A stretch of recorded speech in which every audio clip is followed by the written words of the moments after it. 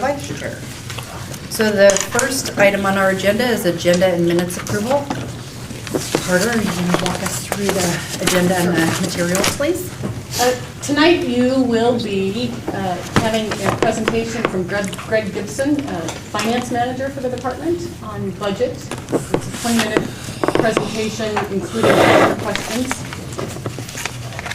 You will have the opportunity to ask the chief question. He's running late and will leave. He'll be here later, and Captain Durr is here in his stead. Continue your conversation on the bias-free police context policy with the hope that you finish that up, because the department needs if you're going to make a collective recommendation from the commission, they need that to get moving on the pilot program. And at your retreat in May last year, you talked about quarterly getting together and evaluating the community issues that you had generated the list of and pick them quarterly. So now is the time to look at that list and pick what it is you're going to do next and figure out what you're going to do with the topic once you pick it.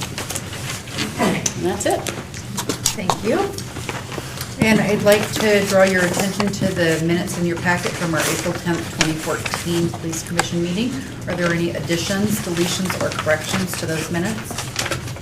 Jim? They're just minor.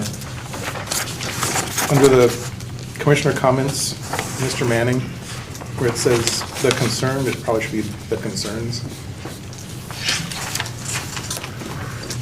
Okay. And one other I saw on the third page that starts with break at the top, about midway down, it has a motion and vote. And it has the word non, but I think it should be none. Right after the lined out part that says proceed to class status shall not, and then there's the word non there, should be, probably have an E on the end. Carter's got it. I saw it. Camera was looking for it. Okay. I got it. That's all I got. Any other additions, deletions, or corrections to those minutes? Hearing none, do we have a motion? I move to approve the minutes as amended. Thank you. Second. Who seconded? George. George. All those in favor of approving the minutes from April 10th, 2014 as amended, please indicate so by saying aye. Aye. Those opposed, please say no. Motion carries. Brings us to our next agenda item, which is public comment, and I'll turn the time over to Jim for that portion of our meeting. We have 3 people in the queue.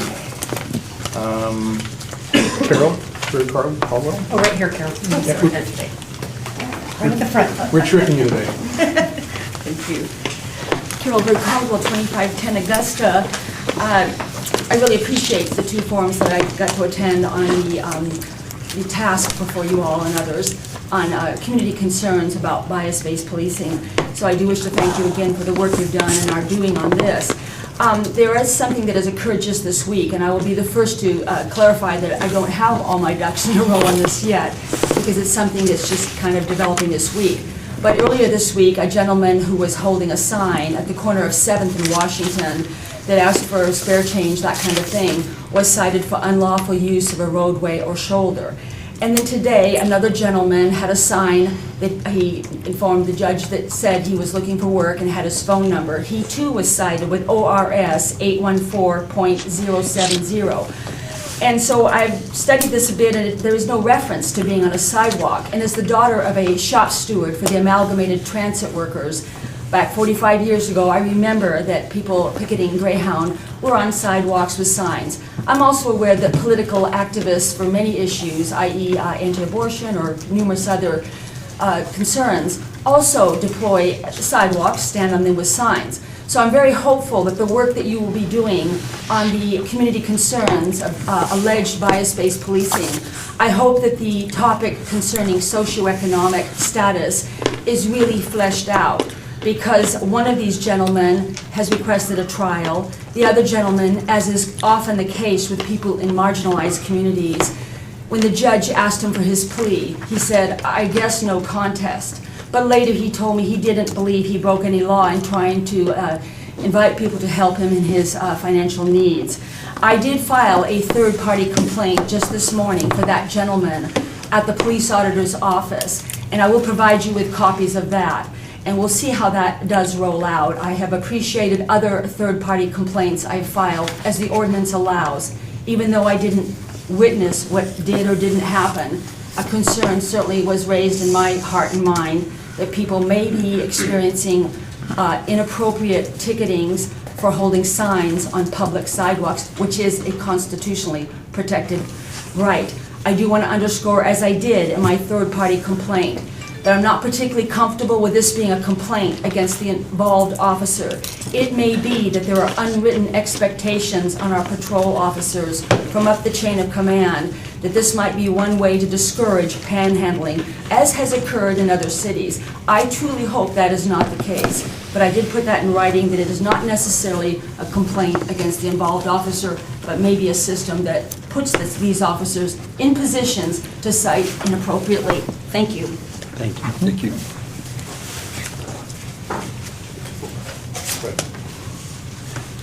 And second, we have Sterling Rand.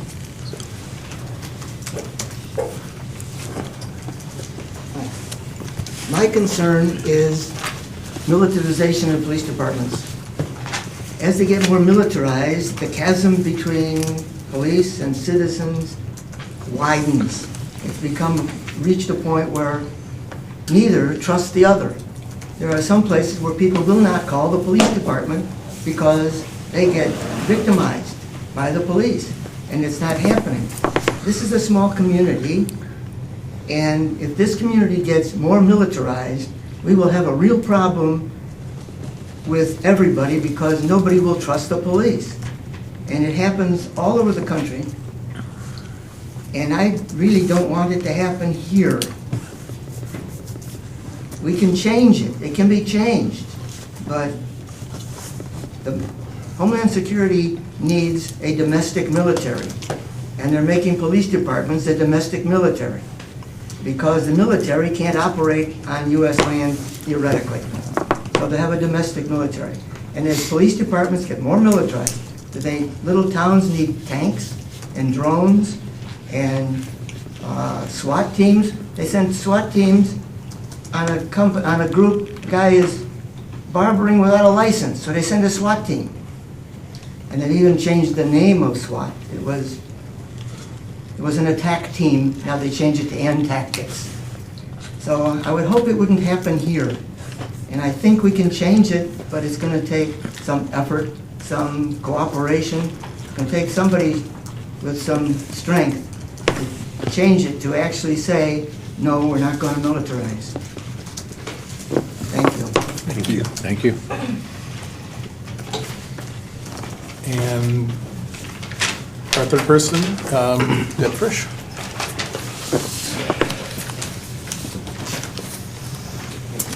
I want to talk about the EPD investigation of the alleged gang rape of a U of O student by 3 U of O basketball players.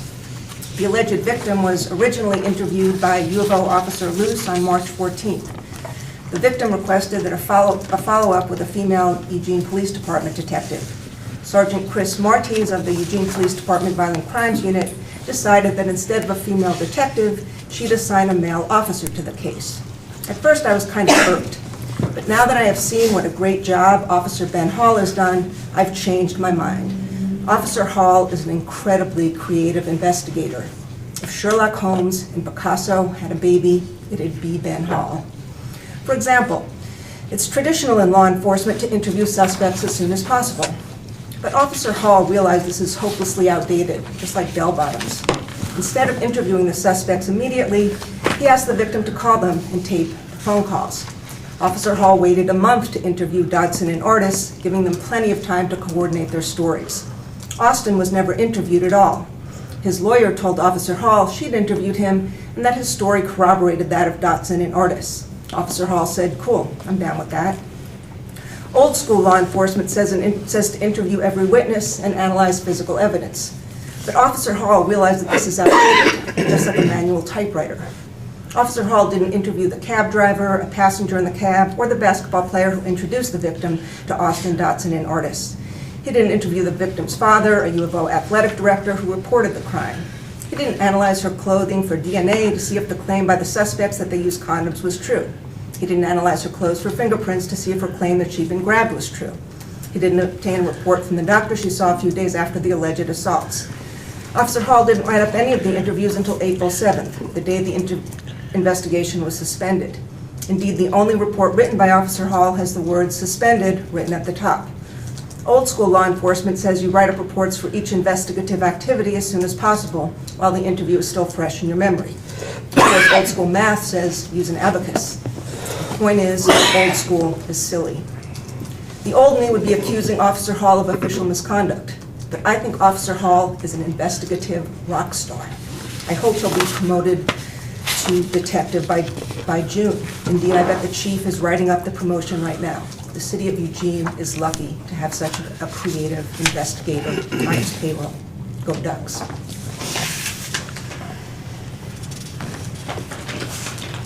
And that concludes our public forum. Thank you, Jim. The next item on our agenda is commissioner response and comment. And I'm going to start with Jesse and go in a counterclockwise direction. Jesse? That means you're next. Carol, thanks for bringing that to our attention. I'd like to keep watching that and see how that's used. I know that there's court cases on the subject. And Mr. Rand Sterling, thank you for coming with that. It's the type of feedback I hear from people I talk to in the community quite a bit, especially about the vehicles that the EPD has that come from Homeland Security and the coordination with local law enforcement and the federal government. I think it is something we have to be concerned about. Thanks. George? The Citizens Review Board didn't have a meeting this month. They took a month off, so I don't have a report of that. And I thank our citizens for taking the time to come down and talk about their feelings. That's how this, one of the ways this commission works well. Thank you. Nothing to add just now. Glad to be here. Well, just thanks everyone for your testimony today. Just want to say good evening, everyone, and I want to thank the public comments that we get every time at this meeting. I think they're a great portion of our meeting every day. I just echo Commissioner Lorke's comments tonight. I think he said what I would say. Thank you. Yep, and I also agree with that, and have really nothing to add. Juan Carlos? Thank you all three for coming and bringing those perspectives. I encourage my colleagues to go to the municipal court on a Monday or Tuesday and may be surprised or may not surprised. At least you may know what policies we might have an interest on. Speaking of policies, I know that we worked on many, many policies. And at some point, I'm looking forward to see about entertaining the full circle of some of the policies we worked in the past, such as the taser policy and flashlights and even the dashboard cameras. The reason why is because we're making suggestions to EPD on those policies, and we want to make sure that maybe adjustments that need to be made, that we have a chance to do so. And also, there's some policies that maybe we may be willing to change or maybe adjust according to the feedback from officers. The other thing I have in mind is the survey. We had a survey done, was it about a year ago? Yeah, maybe a year and a half. I think we said we were going to be doing another one after 2 years or something. I'm looking forward to see if there's any changes on that. And I know we're going to have to come up with money on that too, but that will be an interesting subject to see where we are. Thanks. I wanted to thank the members of the public that took the time out of their busy schedules to come speak this day. I always appreciate any comments that you care to come and make to us, and they're very thought-provoking. And I want to give Captain Durr a chance to respond if you had anything that you wanted to add or respond to that you heard. You don't have to. I don't have to. Well, then I'll say no. We hear the concerns, about the militarization, and believe me, we with SWAT and everything, it's one of those things that we wish we would never have to use, but unfortunately, there's some people in the community that victimize the rest of everybody else, and they're armed, and there's just times we have to use them. But as you can probably look at our activations, they're very minute, so we are conscious of of that. And Carol, thanks for bringing that forward. I do know that we have had some complaints about people aggressively approaching cars. And so we did instruct officers to people that are going into the roadway to panhandle and tapping on windows of cars that in that area was in particular received a complaint. But if officers are just stopping people that are on sidewalks, then that's been, we'll take a look into that and make sure that's not happening because we don't want to violate anybody's constitutional rights. Thank you. Thank you. That concludes, oh, sorry, Jim. Oh. The end of the You already call. had your You already chance. did No, it. I'm just kidding. Go ahead. What did you speak up? Yeah. Thank you, Jim. Go ahead. Not that I will have much.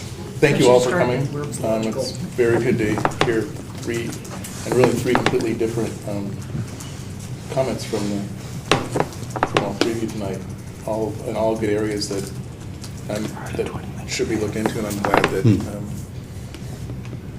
our Thank you, we take tips. Buy low, the sell Captain high. Durley was able to respond to some of those too. And thank you all for coming. Good comments. Thank you. That concludes agenda item number 3. Next we have, and we'd like to welcome, budget discussion, we'd like to welcome to the table Greg Gibson, who's the EPD Finance Manager currently. And he's here to talk to us about the FY15 budget, I'm assuming. It's an update of the 14 and 15, so, yeah. Thank you. I think there's some slides. Is there a minute? This is where you hum the tune from Jeopardy. I think I have my singing perpetually coming in here. Okay. Sorry, 1 second. It's having a bad day. Thank you.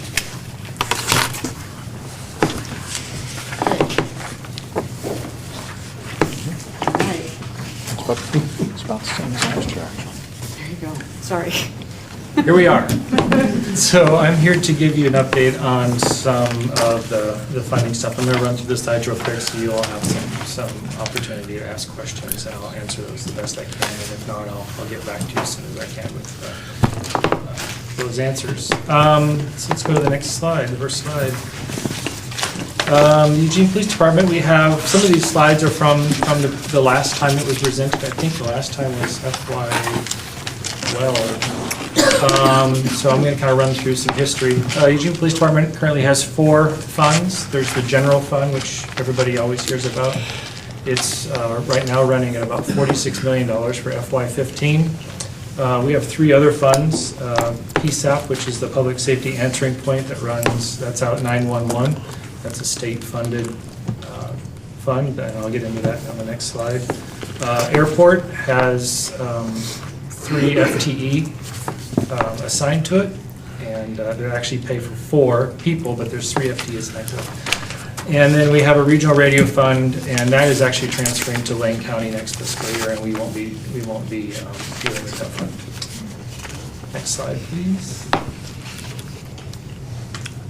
So PSAP is part of the 911 center. It's a public safety answering point. They do all of our 911 call taking and dispatching out of the 911 center. PSAP is generally only for the 911 call taking portion. The dispatching is going to be taken care of through the general fund. It's charged on your phone. Every cell phone and every landline gets a 75% fee, and those go to the state, and then they get dispersed out through all the different PSAP funds throughout the state. Just recently, they did the pay-as-you-go phones. So those now are going to get 75 cents additionally charged. I'm not sure how they're going to make that work, but that's a new fee. So can you scroll down just a little bit, Carter? And as you can see, there's the budget. FY13 was 1.86 million. FY14 is going to 1.66. FY15 will be a little bit less than that. And as people started moving from landlines to cell phones to these other phones, we saw the budget starting to go. So that's why the 75 cents on the pay-as-you-go phones is pretty important for this. Next slide. Every year, we are targeted with underspending. They give us a certain amount of money, and then they come back and say, you need to spend less than what we gave you. FY14, it's $393,606. That money is currently just set aside. I don't know what the underspending target for FY15 will be, but I'm sure we'll find out probably in August, September. So to keep going, I'm sorry. So this is kind of an old, a little older slide. I just wanted to, as you all know, we went through huge budget cuts in the general fund, and this is kind of a history on how the EPD is kind of dealt with it. Chief Kearns put out some directives to really focus on keeping the expenditures down, reduce overtime, reduce training, reduce food budgets, reduce clothing, all these things, and we really tightened it up. And that's sort of where we're at now. And I'm kind of at this place where we are just maintaining where we're at. So next slide. So some of the changes we've done is we've, to accomplish these big cuts, is we've broken out our line items. A lot of things were put into just like one big pot. So firearms and ammunition would have been just in this one big pot. We're breaking it out so we can really see where we're spending our money. Same thing with overtime and training as well. We're breaking these out into different orgs. I just counted it up right before I came down here. We have about 53 different org codes that we split it up into. And we've broken those out into those individual areas so we can really make sure that they see where they're spending. Budget changes for FY14, we added in animal welfare. Currently two funded FTE. FY15 will have 3. It's a manager and 2 animal welfare officers, plus the 2 little black trucks you see driving around. And FY15 budget planning. We're going to keep doing what we've been doing. 15 was one of these years where we're just going to keep on doing what we're doing. Continue to live within our means. I did change the way we went and built the budget this year. We went down to the sergeant level, the people that actually spend the money, and asked them what they needed. We did a lot of things moving around this year. I think it's a much better budget.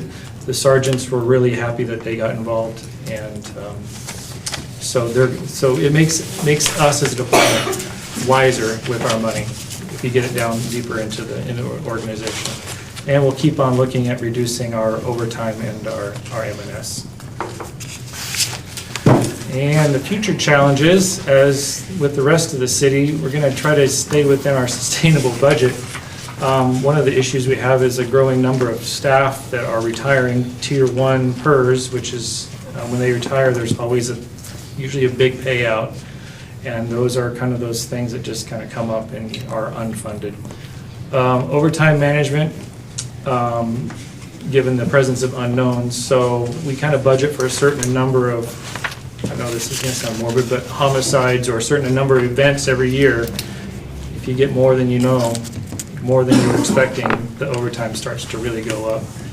And then training is obviously very important, and we're trying to shuffle that around. We have a very limited training budget, and we're trying to get the training really set into the right places where it should be. And that's all I have. If you have any questions.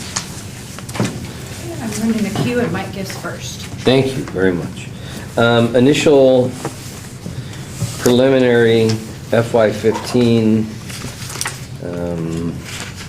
opportunities for discussion that came in advance of the manager's proposal.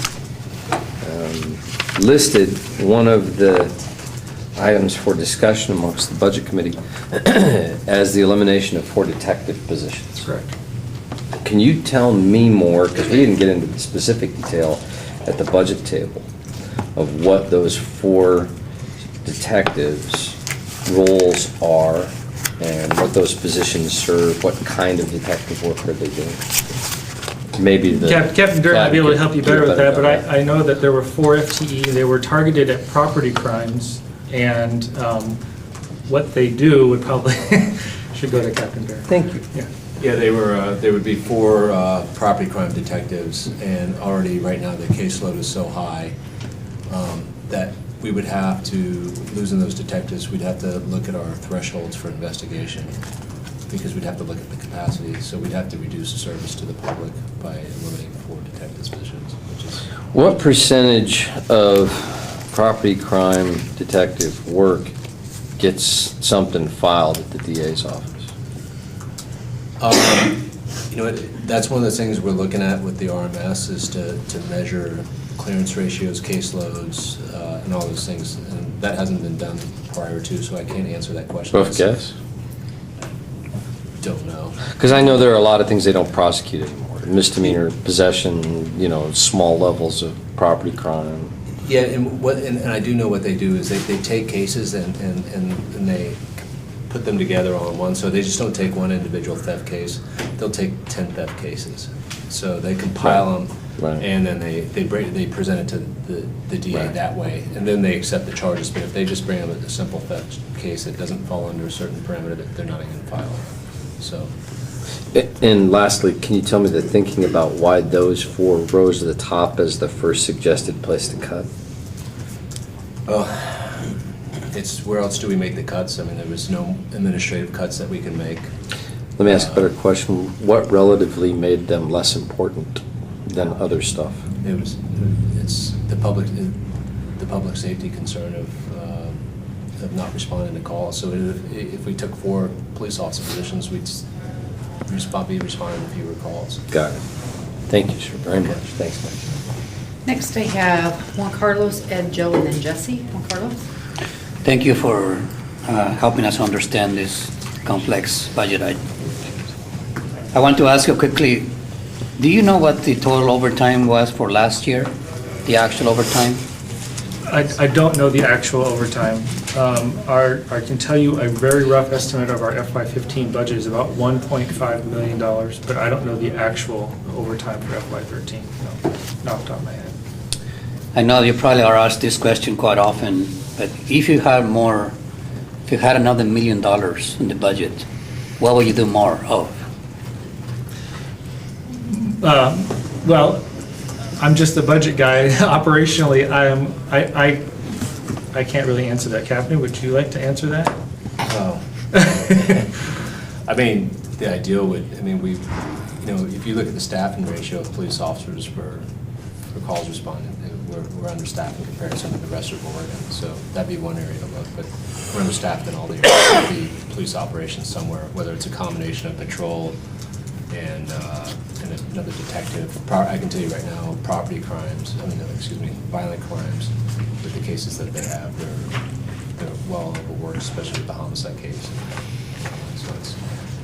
So we'd have to do a balance to see where the need would be, but definitely in patrol and maybe another one in investigations. Set the record straight for me, and I'm asking because I really don't know. Is EPD funding any type of positions at the district office, the district attorney's office? We don't fund any sort of operations at the district attorney's office, no. Okay, that's what I thought. Thank you. Ed? Just a technical question. In your line here about firearms, ammunition, tasers, the pronunciation, Relea? That's the yes. training camp, yes. That is the training camp Just up north. Let me make sure I was... Yes, we send the SWAT team up there. Got it, okay, thank you. You have a follow-up, Mike, or you want to get back in? Just put me in the queue somewhere there for a second. Okay. Joe? Okay.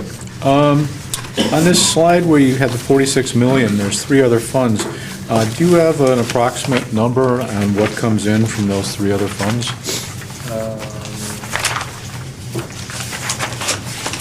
I wrote that down. Airport currently has 3 FTE. It's about $533,000. The Regional Radio Fund, which is transferring to Lane County, current budget, FY14 budget is $3.23 million. And PSAP is, for FY14, was the next slide up, and it was $1.66 million. Okay. Is there a spreadsheet available or some summary that compares line items from last year and this year? We can probably come up with something. You know, sort of break down, you know, all the particulars, you know, by department and compare, you know. Yeah, what the trends are. we have those sheets that are available. I'm not, yeah, I Yeah. think we could probably provide that. Could we get them into the weekly packet to take a look at? Garner? We'll pull together what documents we've got, and I can put them in the packet. Excellent. Thank you very much. Okay, next I have Jesse, Jim, myself, Mike, Bill, and Juan Carlos. Jesse? In addition to getting them in the packet, I'd kind of like to discuss them again. With 53 org codes, there's not a whole lot of numbers here about, that explains to us what the department's priorities are. One question that we probably all get is, when a house is robbed, why are they not taking fingerprints? Why is it a real cursory investigation? I don't feel like everyone says they're busy, there's not enough funding. On the other hand, are they really prioritizing busting kids out on the street for pot? I don't know. But it seems like there's something in the numbers that we could see about where the priorities are with the department. Well, all I can tell you is that's an operational question probably. I can tell you that of the 46 million, about 36 is personnel costs. The rest is M&S, and how we divide that up, you know, the M&S part is, you know, that pays for cars, that pays for phones, that pays for computers, and so there's really just some little discretionary stuff that we can really have control over. Where the money goes for policing, Captain Durr probably should answer that. I'd love to have a discussion about it with numbers. So, and what exactly is the question in regards to the numbers? I was excited to have a finance discussion tonight, but there's not much here. As far as the breakdown of the numbers, 53 org codes that explain where the money's going. These are the kind of questions that we get, and it seems like the kind of feedback that we can say whether we think we can provide feedback about. Well, I mean, I think you talked about getting the supplemental budget information that would answer those questions. I can't answer for all 53 of those. Obviously, there's replacement costs of materials and supply, there's personnel costs, as he talked about. And, you know, the mission of the organization that you referred to is data-led policing, and as we talked about hotspot policing here, that's where we're focusing our efforts and using those resources that we have the personnel costs attributed to. So that's what we're addressing. There is fingerprinting that's done. There's different things, but we do also have to prioritize our calls for service. Some calls that we don't respond to, that we take over the phone, just because we have limited resources and we have to evaluate what's a priority, what we can handle, what we can't. You know, we would love, for instance, to be able to respond to accident calls and take accident investigations, but that doesn't happen either. You know, we only have limited resources, and so we have to focus those on targeted calls. Yeah, and I'm not saying that there's anything wrong or that we even got a complaint, but I'd love to have the information available to have a discussion about it. Right, and I think that's going to be presented in the packet where you can analyze it. Right now, I couldn't answer the question because I don't have a specific question for one individual item. Okay. Next I have Jim in the queue. Well, being a numbers guy, I do look forward to seeing those, just to jump on top of everybody else. But a couple questions for you. The 75 cents, is that per year on the phones, or is that per month? I think it's per month. I don't know for sure, but I think it's per month. Okay. Yeah. I couldn't. I don't know. On my bill every month. I don't look at my bills. And I don't either. Magnifying So glass, yeah. comb. Yeah. And on your budget changes where you said you've broken things out more than really used to be lumped together, did you have any surprises that came out of that once you started separating and seeing There's surprises. really where There's they surprises go to? every day. Yeah, I mean, I've seen some other things I want to break out as well. You know, there's office supplies is a pretty big bucket, and I'm going to try breaking that out into ink and you know, how much do we spend on ink and how much do we spend on copier paper and how much do we spend on pens and pencils will stay in the same stuff. So there's some of those little things that I do want to continue breaking out. So for example, what was something that maybe you found, either direction, that maybe you found you were spending, wow, I didn't know we spent that much money on this, or wow, I can't believe we didn't spend more money on it? That's a really tough question. I don't know. I can't answer that. Right off the top of my head, I'm sorry. Okay. How long ago did you break those out? It's a very slow process. So as we do it, we add new account codes. You want me to answer that? Sure. Because I found it so much, and I don't remember the number, but. Like I said, just being a numbers guy, those are the kind of Yeah, things I do. but I can tell you that we look at it as managers, and for instance, it was, we looked at our color cartridges exploding last year in numbers, and the cost was just, I mean, we went out of our budget and everything, and we're like, what's happening? We started realizing that our DLP efforts, everybody was printing color copies every single day to have their mission every single day. So then we said, okay, this has got to stop. So then what we did is we had a TV up there anyway. So what we did is we put the DLP mission up on the TV, and we stopped the copying of papers and reduced the cost. So unfortunately, we had those costs and we didn't realize it, and we analyzed it, but then we changed our practice. But that's good to have them broken down in areas like that, Yeah. to identify some areas that are good. Great, thank you. Okay, I have myself next in the queue. So, did the inclement weather that we had this, in FY14, increase your budget in any way? Did you find increased costs from the inclement weather? Mostly just in overtime. The overtime, we did see a pretty good spike, if I remember correctly, in November, December timeframe. Was that when the snow? December, It seemed like there was always snow. But, yeah, there was some pretty good spikes, and our overtime actually has been quite a bit lower than it was in the winter, the last 2-3 months. They've been doing a really good job keeping the overtime down. And my second question was about the PSAP and the 75 cents per phone. It just seems counterintuitive to me that it would be going down, because if you look at how many more phones a family has now than they did when they had one landline, I mean, every kid that's 10, 12 years old has a phone. It seems like there'd be more money going into that, not less, because more people have more it phones, don't seems they? statewide, it's much less, and the legislature just put that bill through. They're hoping to rebuild it with the pay-as-you-go phones. Yeah. So, yeah, you would think, yeah, because, I mean, at my house, there's Yeah. tons of phones. For people who used to have one. Yeah, exactly. One landline. Yeah. So. Okay, thank you. I have Mike, Bill, Juan Carlos, and Ed. Mike? Thank you. All new police officers, as I understand it, are required to go up north and be trained at what some friends of mine once lovingly referred to as the John Minnis Castle, in honor of the senator who got hired to run the thing after he got it through. Now, my understanding was that was to save money, that we centralize planning and training for new officers.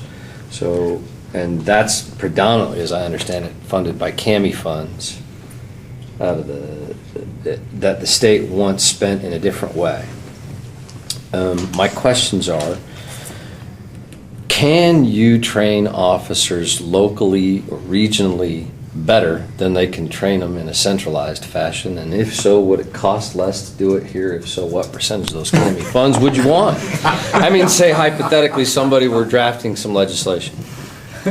Oh, goodness, sure, you asked me and not the chief. Yeah. It's your promotion tonight. Yeah, I know, or my demotion, thank you. How it works. Would it save us money? It doesn't cost us any money to go. Because it's all up- CAMI, yeah. To go up there, so, we would only incur costs by having to do it ourselves. Could you do it cheaper if you got the CAMI money? I'd really have to evaluate it. The training is ebb and flow. I mean, if we looked at it and said, and I haven't looked at it, but the question would be asked is, if we did it in combination with the local agencies here, would a regional academy save the state money? And I don't know. That's a question. That's a good question, though. Okay. Thanks. Bill? And this may be more toward you, Captain Durr, is that you talked about that we have we're low in our officer to population ratio. What percentage would you say we're below, or how much are we below, like It's- the Oregon average or the national average? We're below both, and I know it's been discussed, and I can't remember the numbers off the top of my head. Because I know in general, it's like, we're shooting for 70% of like the national, for law enforcement in general in Lane County, and I didn't know if that included the EPD's numbers too. Are they that low that we're not even probably 70% of what the national? You're throwing out numbers, I'd have to actually go research the actual numbers and Yeah. compare them. I heard them at one time, and I was remarked, and I know when I looked coming out to Oregon from Florida, I was like, wow, they're doing a lot with little. So I know when I was looking at the job here, you know, I was surprised at the lack of officers in the population, because a city similar to the size of Eugene, back on the East Coast where I was at, would probably have about 290 officers, about 100 more officers. And that's sort of what I've heard, that we are about a third off of what typically they have. So that would, okay, so we would need more, like a third more budget to get that, right? Yeah, if you almost think about it, for an officer, it's almost, you know, roughly $100,000 per officer. But then, if you had that many officers, then you would need the support staff to go along with it. So you couldn't simply just say 100 officers without the administrative support behind it. No, it's just trying to get to where that budget number really should be in our world. Did you have something to add to that? I just want to add something to that, if that's possible, because some of us that have been here for a few years have seen the numbers like that. I know a lot, we have some new people on the commission. It might be worth at least throwing into the pack or something to show what the relationship is between national, state, county, and city. I think that, thanks, okay. I figured you might need that on that. Juan Carlos? I really appreciate the intellectual curiosity and the questions that have been asked. Only because in terms of our mission, part of it says recommend the resources and prefer policing. I know that at least one elected official has publicly been out there advocating for adding officers, especially downtown. I was part of that too. Has EPD ever considered hiring an outside financial auditor, or has already been done? We do get audited as a city. We do get audited every year by an outside agency. It's actually listed in the CAFR at the very, very, very end. It does state how we have to follow some state regulations for auditing. So although we as a department haven't had any auditing come in, we as a city do get audited every year. Not that my understanding is not the department itself, it's just the entire city. Correct. The general fund in general gets audited Because of every year. the, look, And the sub-fund. where I'm coming from is, we are obviously trying to make sure that we're trusting that you're spending the money wisely, as you mentioned earlier. And one of those ways to do that would be to be open to that possibility. It occurs to me that I wonder if EPD has the capacity or even the interest to maybe do training for other entities and therefore maybe make some money. Have you thought about that too? Yeah, we've actually just recently hosted something, and whether it's a money-making thing, but we have talked about some different venues. I mean, and again, with the Oregon, you know, a lot of agencies cut back training, so, but hopefully with those budgets moving forward, maybe we can look at it. I know that, I don't want to speak for the chief, but I think he's been in discussions with Springfield. Great. I'm looking forward to hearing the result of that. Thank you. Ed? That would be over here.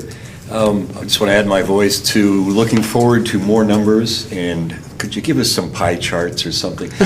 Remember that part of our mission as commissioners is to be a portal between the public and the department. Not the sole portal, thank God, but a portal, which means we're walking information booths for EPD. Oh, you're on the police commission. Why do they?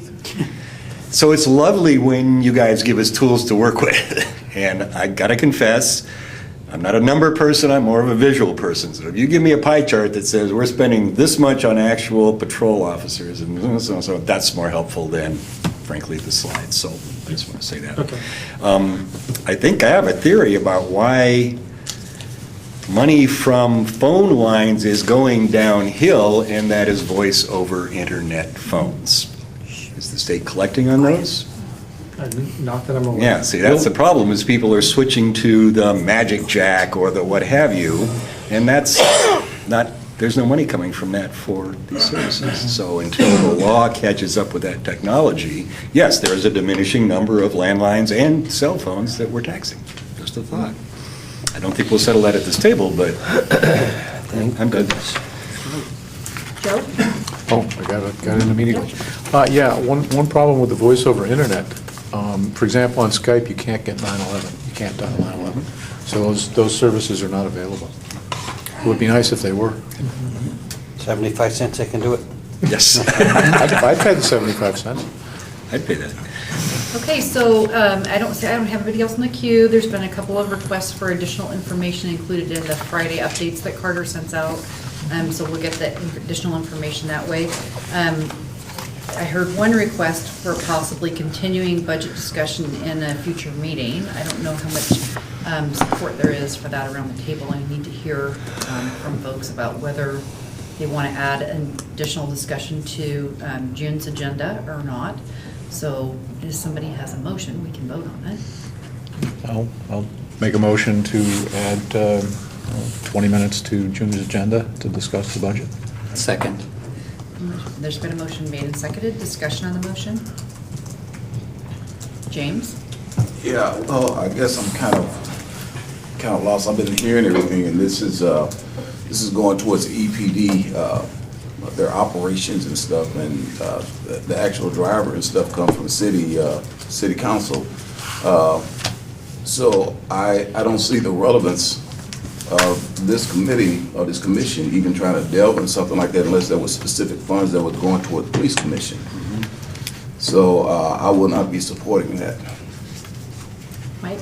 I have asked this commission before in the past years ago, to consider speaking in a voice through writing a note or something, or taking a vote to council to advise our sentiment on a budget consideration that deals with the police department. Departments begin, however, putting their budgets together October, November. We start having budget committee discussions end of the year, first of the year. The real budget gets presented by the manager in April, third week in April. So I think a discussion is warranted, and certainly would help council make a better decision if the police commission spoke about what resources were appropriate for some of the things you see as priorities. That would help council, but I think it would be most helpful if we discussed that somewhere in November or December, and it came forward to council somewhere in January. Yeah. Okay. I have Juan Carlos and Juan Carlos. Well, Councilman Clark said most of what I wanted to say, but it's about timing.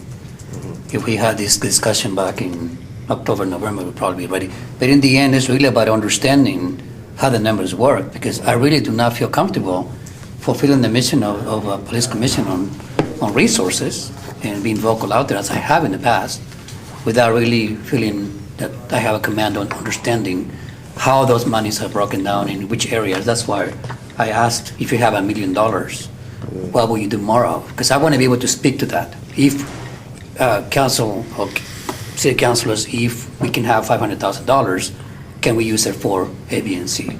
So from that perspective, even just as having as an ongoing discussion would be a good idea. I have yet to see this commission actually come out with a letter, in fact, making a recommendation to the council or the manager on anything like that. So maybe that would be a start. No recommendations on specific funding. We've done it individually, I believe. So I will definitely be supportive of that, but only for the education piece. Ed? Your point about, why are we talking about this when we don't spend this money and we're not operationally involved or an advisory group?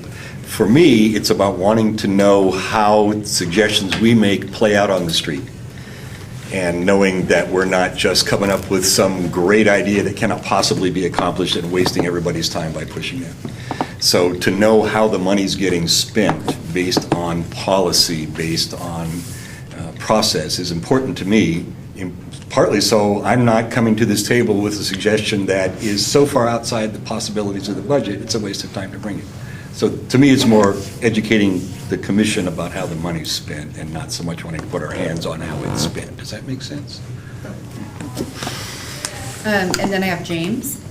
Well, I appreciate that, based off of what Council Clark said and the way Juan Carlos phrased it, and our efforts and stuff, then it makes sense if that was something that EPD would bring to the commission and say that, okay, here is what we have, and here are what the areas that we're lacking in, and we can use some support from you as far as recommendations in order to get some funds and stuff. But this presentation, I find very little value myself in it, because it's not something that I, as a commissioner, can get behind. This is something that's already been done. What about how we're looking at the future? What influence that collectively this commission can do with their future budget?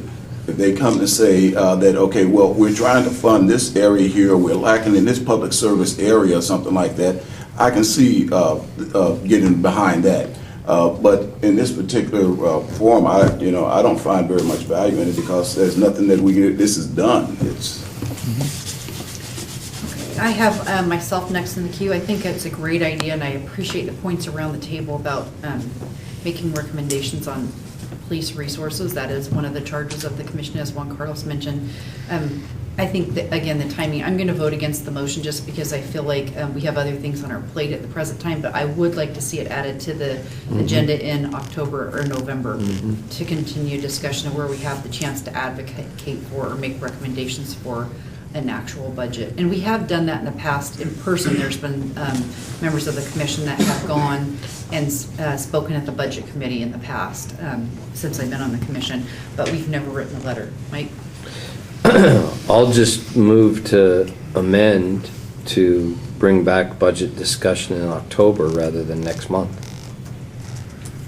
I'll second. Were you the second? Oh, Juan Carlos, you were the second, weren't you? No, anybody can second. Oh, sorry. Yeah, because we're voting on a amendment. Oh, okay. I made a motion to amend, and he seconded, so now that's the question on Okay, the table. discussion on the motion to amend. Joe?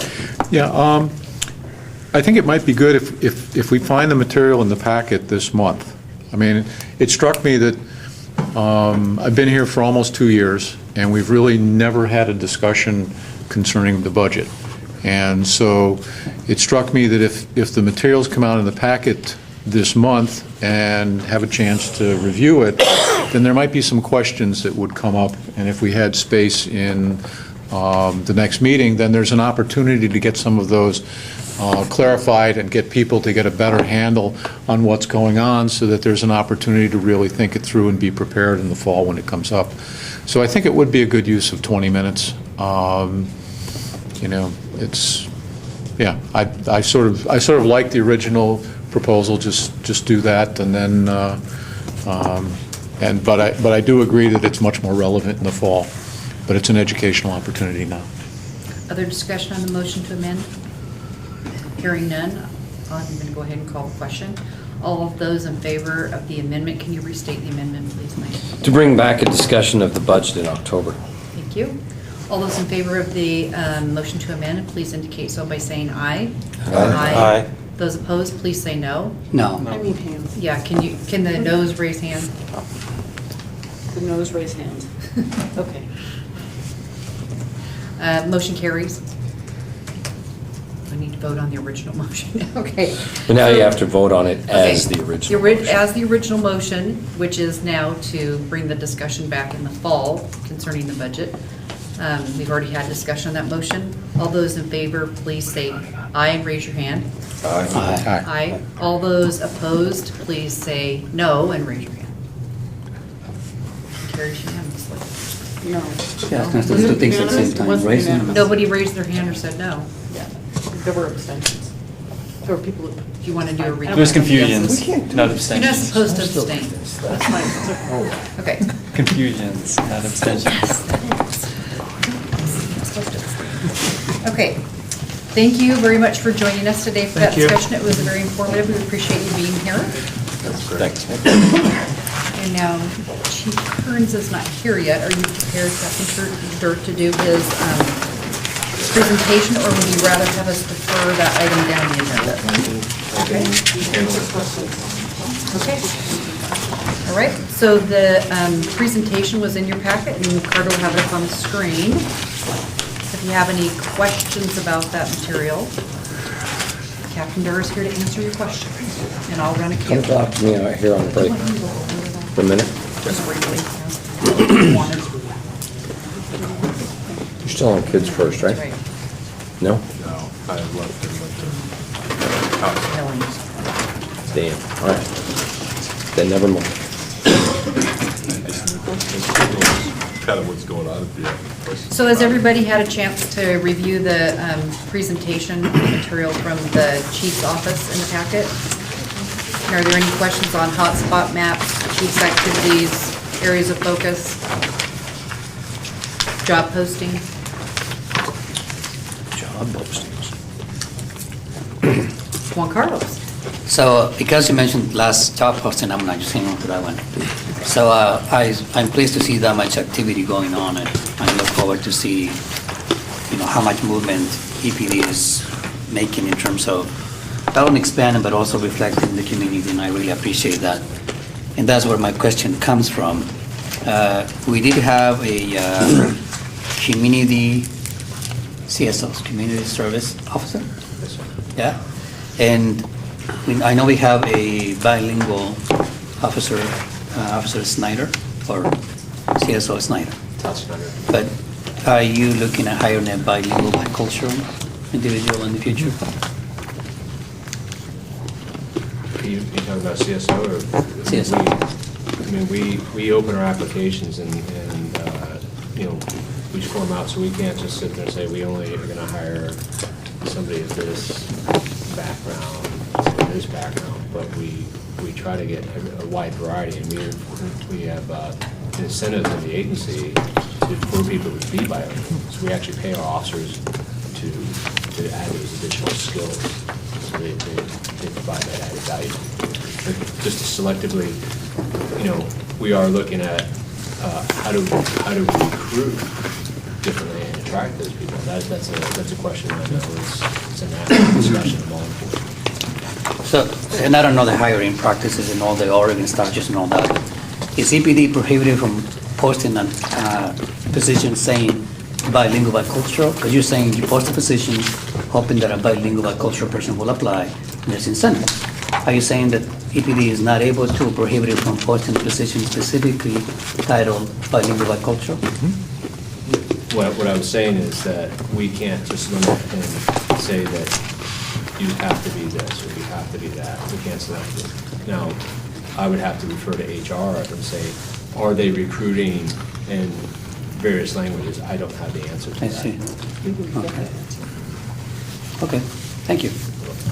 Okay, next I have James. Yeah, I was just noticing in here that Captain Kamkar is a graduate of the FBI National Academy and stuff, that's very commendable. Captain Durr, I assume that you've already been there and done that stuff, No, I have not. Uh-oh, well, maybe there is something really in the near future, like, as soon as you get back, you kind of tag out and stuff like that, But I think that's nice. It's showing that EPD is putting a lot of emphasis on professionalism and stuff, and it's taking it to another level. I think that's great. The opportunity to hire a more diverse department and stuff, I think that's an ongoing challenge and stuff. I don't know what the answer is or how to get that done, and perhaps if we can get some kind of feedback from HR. Can come and do a presentation on their efforts and stuff, and maybe that might be a good thing to expand our knowledge and stuff of how things are going, so that when we go out as commissioners, we can say, okay, well, we know for a fact versus myth that things are not going. I do know that there are a number of Latino officers and stuff that's on the force. I know some of them personally myself and stuff, so I know that the force is getting a lot of diversity and stuff. But there's going to be an ongoing effort. I do want to say that the work that the officers are doing and stuff,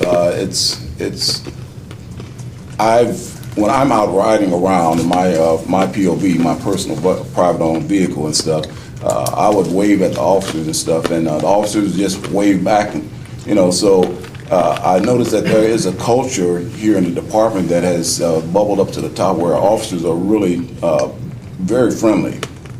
And most of them probably don't even know who I am. And, you're riding by and this guy's waving and stuff, but they find time to wave back. So that's an indication that they are mostly involved with the community. So I would encourage that when they have their briefings and stuff, that you relay that message to them, and it's okay to acknowledge, that the public is acknowledging them and continue on with that practice, because we're in the business of building bridges and stuff with the community and connecting, and I think that sends a very positive connotation to everyone. And please convey my thank you and my regards to those officers as well. And thanks. They look suspiciously to me that way. And I know, and I'll speak on this to the chief, that's one of the things that he's pushing is it's an item called legitimacy. And that's building the bridge between, so that's something that we're pushing forward. And again, like I think I spoke last time, and since then we've had a accommodation come in about our lieutenants getting out to the community member meetings to reach out to them. So we've actually gotten accommodations and thanking us for getting out there and listening to these different groups. So we are constantly pushing ourselves to be more involved in the community. Excellent. Thank you. Jim? Under the chief's activities, it has high school guest speaker. Was that him being a guest speaker at a high school, or a high school person being a guest speaker somewhere with? That was the chief at a high school being a guest speaker. That's why I said, which high school? That I do not know. I remember him talking about it, but yeah, I don't remember. Do you remember, Carter? Okay. I just want to ask on the areas of focus. It looked like all the instances that keep happening on Thursdays and Saturdays in that one area. Any reason why Thursday and Saturday? I mean, it's a pretty huge difference there. No, and we discussed that in our DOP meeting. Why Thursday? We don't know why that's an opportune time. We do know also at that same Thursday, we've seen parties going up in the community too. So Thursday is also increasing as a party night. Thursdays, huh? Yeah. So, but we don't, I do. Yeah, maybe not, but, yeah, we had discussed this week, and it was the same trend, and we didn't have an answer why that's trending that way. It looks like in particular it's residential burglaries are really, really high. Hardly any other nights, hardly. Yeah, a little bit on Wednesday, but. And some of the residential burglaries in these discussions were, again, most of them are unlocked residents. There were, I think, 2 of them were forced entry. And we're also seeing a trend where people's prescriptions are being stolen in residential burglaries too. Are the people home? No, that's the other thing that was my concern about a month ago. We'd started seeing a trend of nighttime burglaries, which, that type of criminal is somebody that's much more aggressive, and the likelihood of a violent act occurring is greatly increased. But we were paying particular attention to that, and I'd love to say that we arrested the perpetrator, but it's fallen off the map. So maybe Springfield arrested him, or we arrested him on something else, but we haven't seen the nighttime burglaries back. Oh, great. Okay. Edward? 2 things. One, when you're mentioning that so many of these residential burglaries, and also thefts from vehicles, are people who firmly believe that this is America's safest city and that there's very little crime. And you don't see the police patrolling, so there must not be crime around here. So there's an educational component we need to keep working on so people aren't victimized. Talking about why is there more parties, why is there more activity on Thursday nights, and Commissioner Whalen just said something here which made perfect sense. Does the party patrol operate on Thursday night? We vary that. Right now, it's... Keep them guessing. Yeah, I think that'd be the answer. We try to rotate it around. Yeah. So. But even if there were a rumor started that party patrol is not out on Thursday night, you'd start to see a spike until they figured out that was not actually the case, yes? James? Yeah, just one final, this is reference National Night Out. I know that funding and express with the city and EPD and stuff have gone down to actually nothing and stuff, you know. I'd like to see that at least some type of involvement with these neighborhood associations and stuff for National Night Out. That's important. That helps with crime prevention and it sends a positive message, you know, when the police are in the community. Right now, the biggest focus, the biggest attraction is for the fire department, you know, to come through. A lot of people like to see the emergency vehicles there with the personnel involved and stuff. So that's one thing that I would encourage, you know, even the city to kind of take another look at, because city security is very important. And it does send a positive message when we have our city officials and the police department that are getting involved with these types of programs. It's only once a year, and it provides a very positive impact. Fun, too. Think of that, multiple years. Okay, I have a question. Is EPD the one that does Safety Town? Is that coming up? Yes, we do. Can you tell us what Safety Town is? Safety, my child went through it last year, so. Safety Town is for kids entering kindergarten, and they teach them a variety of different lessons, such as, I remember I attended a demonstration last year where they were taking the kids and they put a watermelon behind the car, and they teach them not to stand behind cars, you know, mommy can accidentally run over you, and then they back the car up against the watermelon, and they do, but it's a different thing. They teach them about looking left, right, left. So, you know, we get very high praises throughout the community through that. In fact, last year, we were able to actually fund, and we rebuilt Safety Town because there was a mat stolen, and that was $4,000. But we were able to rebuild it. All the materials and supplies, the cars were donated. And it was fully funded by donors in the community. They call that the Gallagher demonstration. So, yeah, the feedback we get from the parents is just, you know, and I can just speak from my own kindergarten. He always left, right, left after that school, and he stops and, you know, crosses the road. I used to have kindergartners. Nice. Okay, that's the end of our queue, so unless there are any other questions for Captain and Jurors, we will go ahead and go to break. Thank you very much for doing that. And we'll be back in 10 minutes at 10:10. We'll be right back after these commercial messages. Well, actually, until that.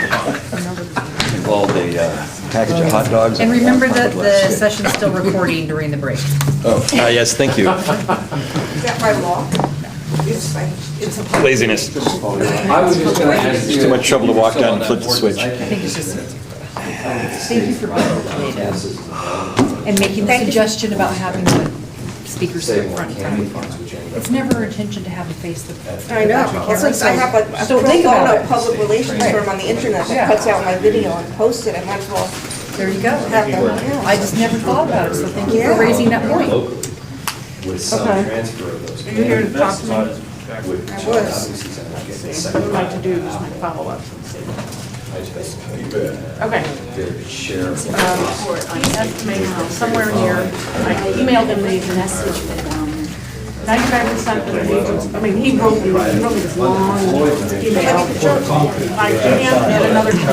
Right, just forward it to me. Yeah. Anyway, to apologize, and I don't collect the numbers. Numbers used to me say all of this. I'm so sorry, I did not mean to call you by such a casual shortening of your name. I will call you Ruth in the future, I apologize, I did not realize that. They're not documented, so somebody. Live in a rural county where every second political candidate was get somebody. And after a while, Yeah, you said, I understand, I apologize for being casual. you know what it is? That's pronouncing my last name. Any trips planned this summer? No, boring. Although I think about it, and this it would be. Yes, I will make sure. I really enjoyed that trip. So the thought of doing it again, I don't know, maybe I just. something like it. Enough to write a blog about it, and it's like, oh, no. Louis less next time or something. Well, I've been across the country in a car a number of times. And that's a lot less attractive to You me. didn't say anything to me, and I've been probably I doing mean, that. the coast is more attractive. You know, it'd be nice to go to Europe again. I pedaled a bicycle in Europe 30 years ago. Careful about that. Far? Was that? Did you go far? What they want. London down to Rome. Thank you. Zigzagging. Fun.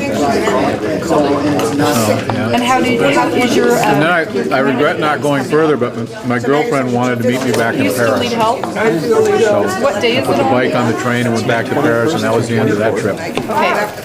Priorities. I guess. Smack in the middle of the workday for most people. Yeah, I actually, at that point, I had linked up with this guy from Australia. We were together for about 3 weeks going down through Italy, and got along really well. So, I mean, I felt very, I didn't feel, you know, I felt very safe everywhere except in Italy. In Italy, I didn't feel safe. First thing that happened is I crossed the border, there's a tunnel between the coast and France and Italy. This point, And you come out of the tunnel, you know, you leave France and everything's cool and everybody's really friendly. And it's, you know, topless beaches and casinos and, you know, it's the Riviera, it's fun time. And you go through the tunnel, you come out, and there's all these 18-year-olds with Uzis pointed at you, and it gets crazier from there. Turkey's a little weird. Didn't make it that far. They kept on telling how safe it was. Yeah. I went on a cruise boat. It was the only one that they had 3 security checks you needed to go through. Some of them had just 1 security check, some 2. Turkey had 3. Because I can probably do something at least one of those days. Let me know what opportunities you're still trying to fill. there That was just are last year, formal right? volunteer tasks that are still going on. 2 years ago. I'll take any help I can get, any pointer. New Zealand seems like a nice place to be. Where I felt, New Zealand. I did motorcycle. I'm here. Motorcycle around there, and it was. Okay. Well, first time I went there was still hitchhikers. They pick them up, and last time I was there, I didn't see any hitchhikers, but it was a lot of camping, which was great. Okay. I don't know. Send you the same thing. You know, Europe's okay, although I'm sure by now it's changed a lot. Registration for this event. Last time I was there was in the early 90s, I think. And, you know, in 10 years it had already changed. Or given the fact that we're the closest thing there is to I security. don't know, lots of other places in the world, I'm not sure I'd feel very comfortable biking. Okay. I always I have a walkie-talkie. There's not many places that really obey the street Well, laws and I all might that be able to well. help on one of the days during the day if you Yeah. really need help that day, or. I had a client talking about, he's from Yemen, and like, there's so many rules here, it's great, no one's hitting me and stuff, but we just don't follow the rules, you go whatever, do whatever you want. No signals, no speed limits.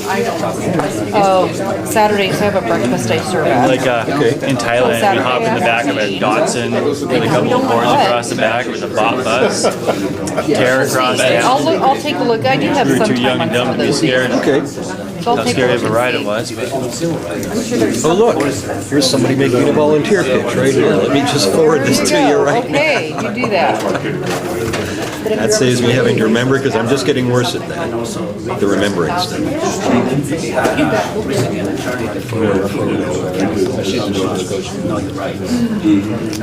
guys don't carry radios. Yeah, it's our budgeting time at work. I kind of Safety lost budget counts discussion. already full. Well, we don't have 53 line items, but I challenge you to find my budget and looking at the numbers, tell me what my budget priorities are. There's no way. Yeah. You would not know what my budget priorities are just by looking at the detail of my budget. Still traveling much? Like I said, You gotta have the detail. I'm not a good number. December 11th. Where are you going?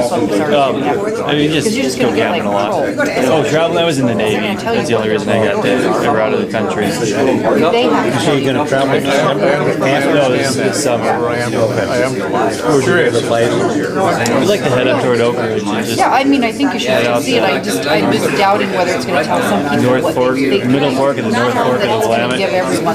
Take a left in Westford. I've A lot actually of gone up dispersed camping out there. Pulled out far. We actually, a bunch of friends, we go to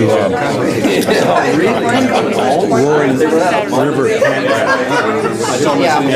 Just as you get to the top and start going down, campsite is $35 a night, you can have like 50 or 60 people. We're budgeting right now. We rent it for 4, 5, 6 days. It's just a love camping there. Well, I'm in a motorhome, okay? Yeah. That most of the people are in, tents and things like that. We set up a kitchen that is better than what we have at home. It's sort of hikes and reading. And the good news is you can't get any kind of internet there at all, period. There you go. No service, yeah. And, in a way, that's really nice. Yeah. You can drive about 15 minutes up to a lookout and get no service. I have, Get disconnected. And I asked you because I'm doing this, and he said, This one's great because it's got a gate closed and locked. I'm fascinated. It's your space. Not really where you're So it's at. just the one campsite. Campground. Or campground. Yeah, the whole campground. I am wearing a different hat. He said, yes, you can, just don't say. There's 7 sites on it. He said, but having said that, Huge center area where everybody congregates. So, yeah, it's really nice. you were born on the perfect day. You camp I said, I'm happy to do it. Now we're camping in the back of my truck. It's got a canopy on it. I stood up and introduced Sleep in myself. there. This is Pete Kearns. Pull out a pop-up canopy. Oh, yeah. Kind of live under that. Same day. I kind of like bathrooms as I get older. Of course, out in the, if you're in that, you can, well, the woods are your bathroom. Yeah. For male. Whole week off in June. And, last year we went to Southeast Oregon, the desert. It is this. It's news to most of the A couple of miles wide by 7 miles long. Plain, just a flat plain. And you can go out there and drive as fast as you want to. We were camping on that. We were camping up on the base of the steep mountain just behind it. But it is just spectacular. I had no idea there was anything like that in Oregon. As we were going out, driving 20 miles an hour slow, you get mirages. You're just sure there's going to be water up ahead, going real slow, and someone zips by you. You realize it's just nothing but flat and perfect for miles. It was like when you go out so far that you're coming back into the land. It was like when we were on the submarine coming back into. You kind of choose where you're going to go. You choose your angle. That's what it looks like. We're going to head up to Tired, but you know. Canada. I've never been to Lake Louise. Up above. I haven't talked to her in quite a while, so I guess In Canada. That's right. She's left Springfield. Rugged, area. Are you gonna inherit the Hellraiser voice now or not? Anybody next in line? no, there really isn't. Nobody's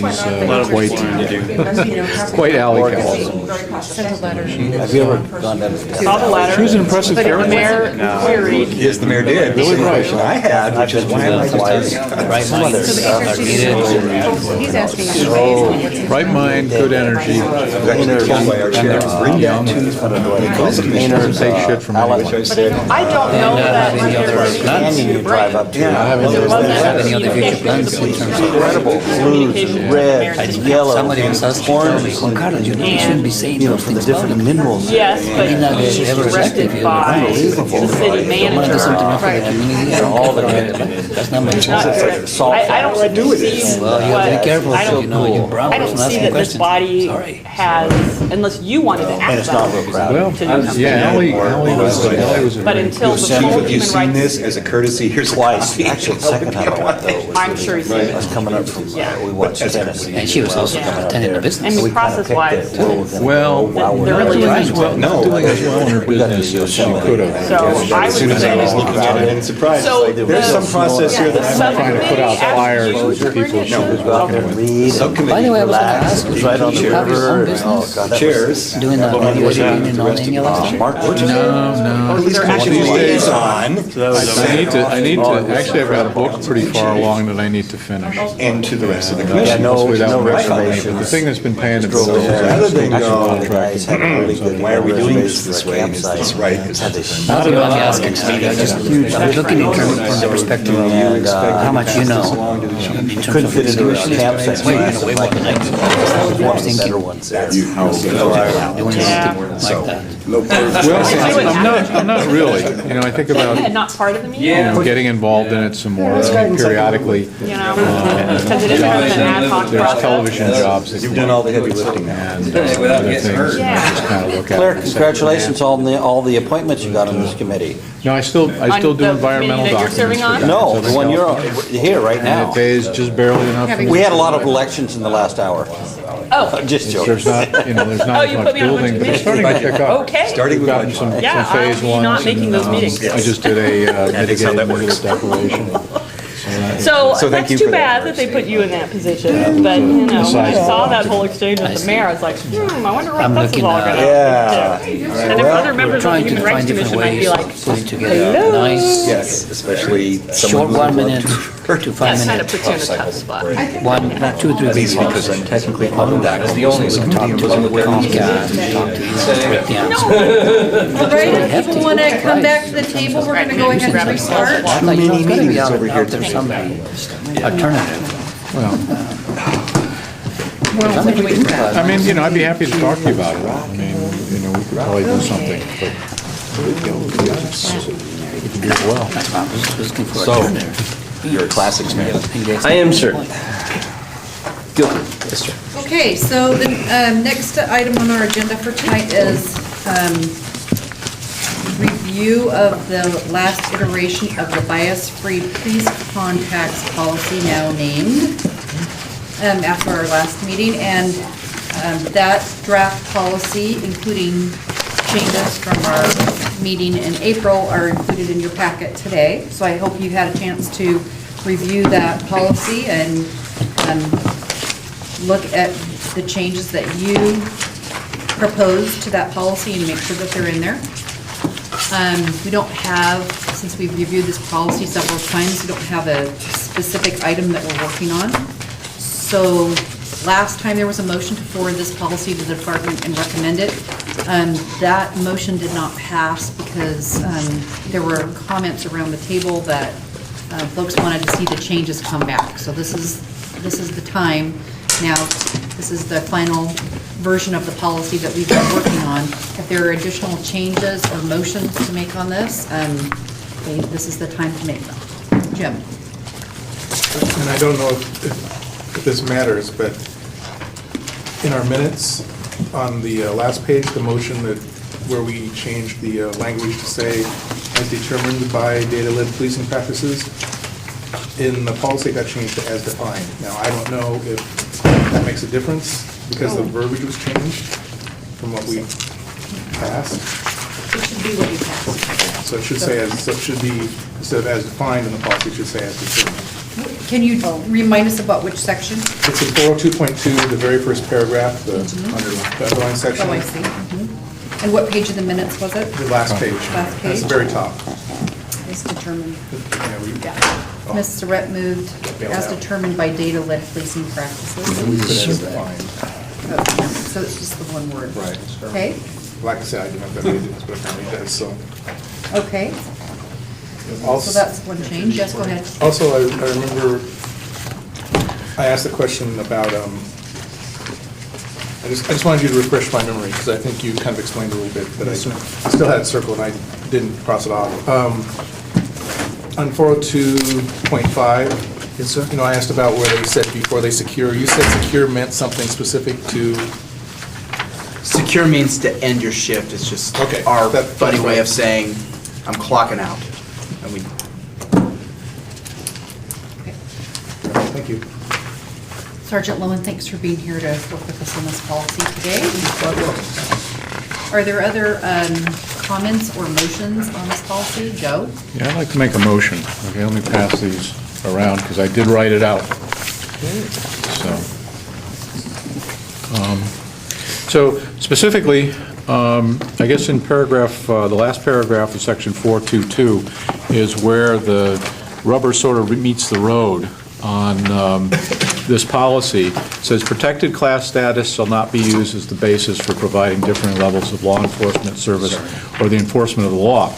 And under protected class, we do not, in the sections above on racial profile and bias-basing profile, we do not have religion in the protected classes, or economic status, or an expander for other identifiable characteristics. So it seemed like the last paragraph in 4.2, okay, my thing is wrong. 402.1.1 should be amended, and I like it to read, as defined by Eugene Code 4.613. This currently includes race, religion, color, sex, national origin, ethnicity, marital status, familial status, age, sexual orientation, source of income, or disability.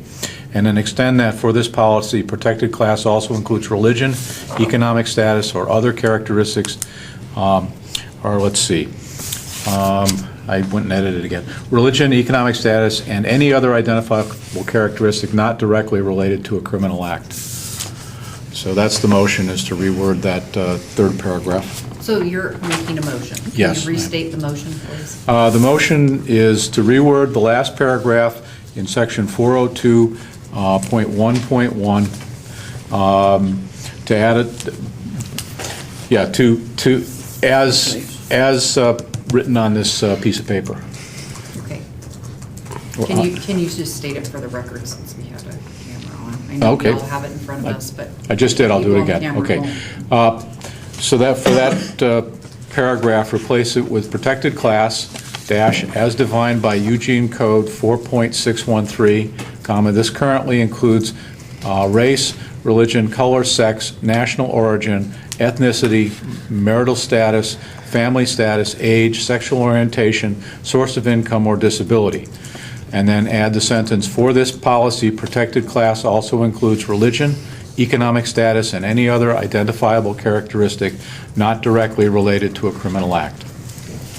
Motion's been made. Is there a second? Second. Thank you. That was Edward, right? Is that right? Okay.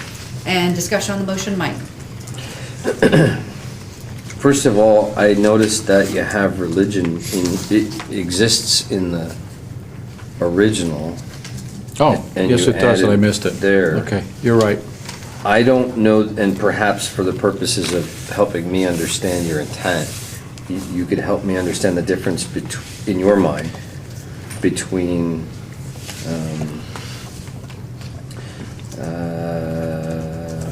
where's the wording? Source of income and economic status. For my purposes, I'd love to know the difference there. But I do have kind of a concern with the open-ended nature of the last part there, because that, to me, that leaves it far too subjective, and I want to be clearer about what we expect from officers. So could you help me with the first part, or maybe, and then maybe why you want the second part worded that way? The last part, I mean. Okay.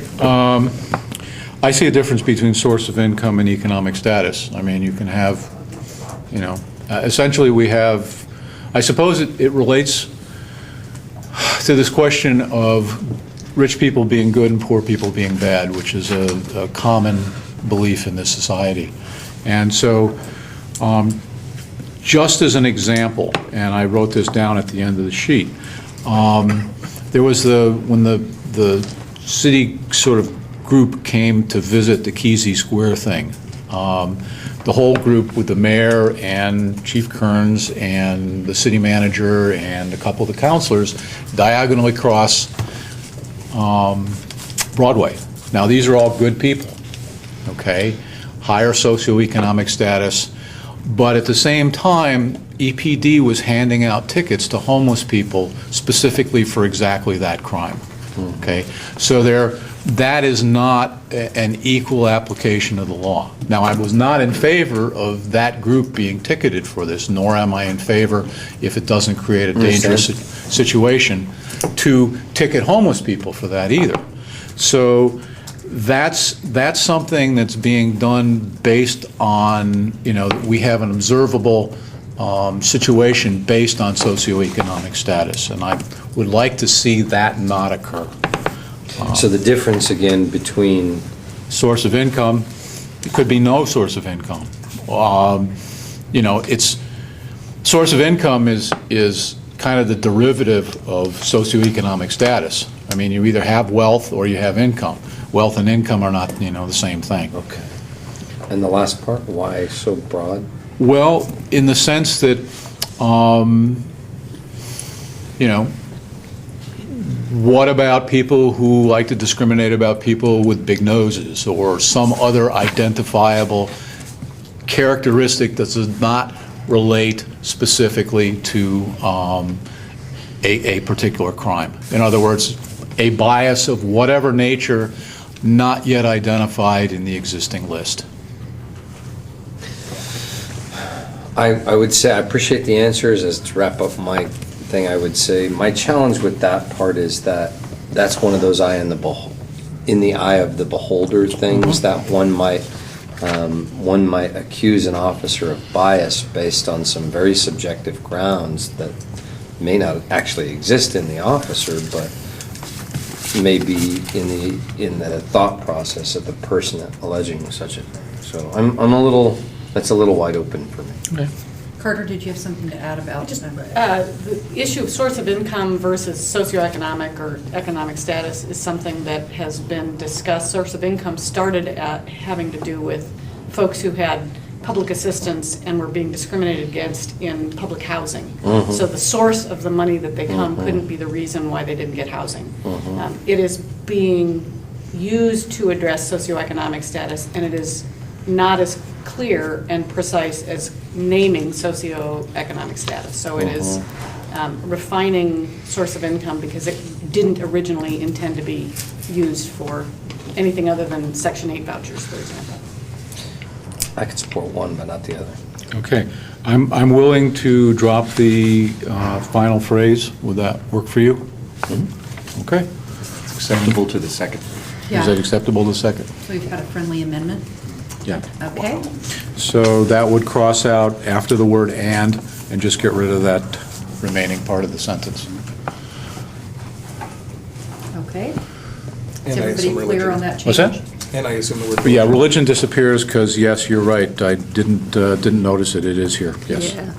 Okay. Well, Oh, and it's right. Yeah, I have this is it. Edward next in the queue. Just after reading it 14 times. going back a little bit to the source of income versus socioeconomic status, because we had the same discussion after one of the public forums we had at Harris Hall. It's probably simpler if we imaginarily add the word perceived to economic status, because you could be a millionaire and get followed around by store security if you don't dress as that part. I knew one that did. Yeah. Yes, exactly. There have been police departments in this country over the years that have challenged newcomers they found on the streets of their town to show them how much money's in their pocket and explain how they come by it. Some of those are anti-panhandling laws, some of those were anti-vagrant laws, some of those were designed to keep out everything up as traveling salesmen, but they were definitely screening, I might be in favor of that, definitely screening based on a perception. So that distinction between source of income, which, by the way, that source of income might be dishonest, which would be another whole story about how law enforcement would interact with that. Perceived economic status might be a better way to look at that. Most of the reason I seconded this was I would really love to see our policies that we're suggesting come into direct line with Eugene Code, so that the definitions of protected classes are exactly the same between the two.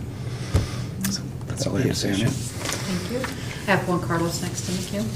I had a question. I was glad that Joe was willing to reconsider the second ending or the second part of the sentence. I think that's the way to go about it. I was just wondering if we are using perceived socioeconomic status or we're saying perceived economic status. Can any of you answer that? But those are tangled up together. I don't know how The you can motion. separate them nowadays. The motion's for economic status. And do you, back to the intent, do you mean to say socioeconomic status or just economic status? I would be willing to add socio in front of it. Does that? how's It's that? acceptable to the So, second. so it's now perceived socio-economic status. Thank you for the consideration. Anybody else wishing to get into the queue for discussion on the motion? James? Well, if that's going to be it, then perhaps we don't need to add that other sentence, just line through source of income and insert it right there. Perceived social economic status. I like that. Point of Oh, go ahead. information, though, it's, the whole sentence is talking about Eugene Code, And that's in. which currently doesn't include perceived economic status. So we can't add it into the sentence before because that's talking about what's already city code. Nor can we- So this is a modifier to say in Additionally. the police policy, we are including this as an Okay. additional piece. Oh, okay, all right. The goal might be for to further change Eugene refinement. Code to include it, but right now it doesn't. Oh, okay, thank you for that. Okay. I had myself next in the queue, Benjamin Mills. I hear what's being said around the table about this, but I just have a problem with expanding the Eugene Code to include something that's not in there. If we're using the definition of the Eugene Code under protected class, then I'd prefer not to expand that any further than what it is here. If the city sees fit and the government officials we've elected see fit to change the code, then I'm assuming this policy would be changed, but I'm not in support of that. Juan Carlos and then Edward. I actually was thinking about the same thing, but what actually makes me feel comfortable with this is because it says specifically for this policy, and I know city council is the only one that can make some changes on the city code, and I respect that. I hope that you guys will look at it again. But again, it's for this policy, and this is the body that in fact is in charge of making those recommendations. So I'm gonna definitely vote for that. I have Edward and then Mike. Yeah, having said, I would love to see our policy exactly the same as Eugene Code. Obviously, we're talking about pushing the envelope a little bit. And I think I'd sort of like to hear a little bit more from council members present or from the chief about how that would actually play out. Because I don't know how that would play out on the street. Just thoughts. Well, we don't make contacts with people based on, primarily on these factors. So we could add hair color and nose size and those types of things too. It really doesn't matter. Our contacts should be based on our enforcement, prevention of reducing crime, improving safety, that kind of thing. So the only concern I have with the language is that it says related to a criminal act, and most of the encounters we have are not related to criminal acts. They're related to acts that are unlawful, though. We dropped that. We're going to take Well, that out. that's taken out already. So I don't think, Sergeant Lauren may have a different opinion, but I don't think it would be a factor for our officers. There you go. Nora. Having yielded the floor to the chief for a moment, it's to the council members next, I think. Okay. And Mike was already in the queue, so. I'll pass on the other thing. I want to understand your question better. I was just hoping to hear more from either of you about, here we have a code, that's you guys. Here we have a proposed police commission policy that I would like to see not bang up against that code. Right. That's us. You're If in the you put overlap the between those two question- groups. If you put the question, should our code about protected classes include perceived socioeconomic status? This is just a guess on my part, but I guess it passes pretty overwhelmingly at council, okay? So it wouldn't be in conflict with the essence of the council's heart in where we would vote, I wouldn't think at all. Number two, I think Joe's right. I think that I have jaywalked downtown across the middle of the street, and I didn't know that it was quite so well policed as an issue. But certainly that's an unequal application in the abstract. And so that's not right. So I like that. But I must say that I still read this and say, this is about why is contact made. And I can easily put a characteristic down and say we shouldn't be making contact based on the way that someone looks. We should be doing it based on their behavior. And I don't have any problem with saying that at all, so I'm happy to support this. Okay. Does that help? Yes, thank you. Okay. Go ahead. So I concur with what Mike said in terms of city code and you know, if the Human Rights Commission or the Police Commission came to the city and petitioned us to review that piece of the code, I suspect Mike's right that we would probably find a way to take that up. And for me, even though it is, as Ed said, kind of pushing against the code in the sense of pushing the envelope, it's not in conflict with anything. It's not contradictory. So in terms of it being in this policy, you know, from my perspective, I think it's a positive step to help you know, put some pressure on City Council to look at that. I mean, it's one mechanism that could be used to move that conversation forward at city code level. George, you're next. And I'll say, great idea, but I don't like to have different policies floating around. The police policy is different than the city code policy, yada-yada, so I would not be in favor of voting for that with that extra sentence in here. And I agree, I think the city council should change it, and when that happens, that would change this statement automatically, so I don't think it's on our level to be expanding and confusing it with more policies. I really like to see, for efficiency's sakes, for things to be kept as simple as possible, because it adds confusion, and communication is such a fragile element that I don't think we can be adding a lot of confusion. I like it, Joe, I like it, but I think it should be done at the city council level, and I would be more than happy to support it at the city council level. Okay, I have no one else in the queue, so I'm going to go ahead and call the question. So Joe, just because it's been changed, can you restate the motion, please? Okay, the first sentence remains the same. Can you just restate the whole thing? Protected class dash, as defined by Eugene Code 4.613, this currently includes race, religion, color, sex, national origin, ethnicity, marital status, familial status, age, sexual orientation, source of income, or disability. For this policy, protected class also includes perceived socioeconomic status. Okay. So your motion changes the wording from the current policy a little bit, because this says, the current policy is written to say including race, you're saying currently includes. Can I explain that? Yeah.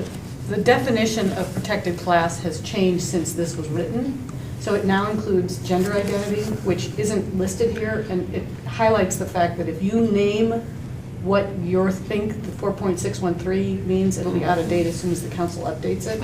So we added including to assure that it covers whatever 4.613 says, which this wouldn't, the way you've got it worded. So if you say, as defined by Eugene Code 4.613, period, then whatever the council adds to that, it'll be included, and the way this is worded, it won't, you don't even cover gender identity, which the council has recently amended. So I would propose that you refer back to 4.613, which assures that as that changes, your policy doesn't need to be amended every time. So Joe, will you accept a friendly amendment to leave that, the current first part of the protected class as stated in the draft policy, and just add the last sentence, for this policy, protected class also includes perceived socioeconomic status? the rest of it's all the same. Yeah, I think it would be fine. What I might suggest is after the word, it says as defined, you might say as currently defined, because it has changed. But if you say as currently defined, then that makes it frozen in time. That's Oh. what Carter's telling you. If it changes okay. You in don't the want to say future. currently. I'll buy that. Okay, yeah, I accept that. Does my second accept that? Okay. Okay. All right, is everybody clear on what the motion is then? All those in favor, please indicate so by raising your hand. All those opposed, please raise your hand. Oh, wait, I'm sorry. I was busy making notes. Okay. Okay, motion carries. Okay, and next motion or point on this policy that wants to be discussed? Seeing none, is there a motion to forward the policy? James? I move forward the policy with the amendment for consideration. I'll second that. Discussion on the motion? There wasn't any, no. The whole policy as amended. Did you have a different motion, Mike? I'm going to shut up now. Go ahead. George seconded. James made the motion. Okay, discussion on the motion? Seeing none, I'll call the question, which is to forward the policy 402, bias-free police contacts as amended today to the chief for his consideration. Correct? Okay. All those in favor, please raise your hand. All those opposed, please raise your hand. Motion carries unanimously. Where's your champagne? Our work was way ahead of time. I might even make the bus. So I wanted to wait until we were done with this discussion.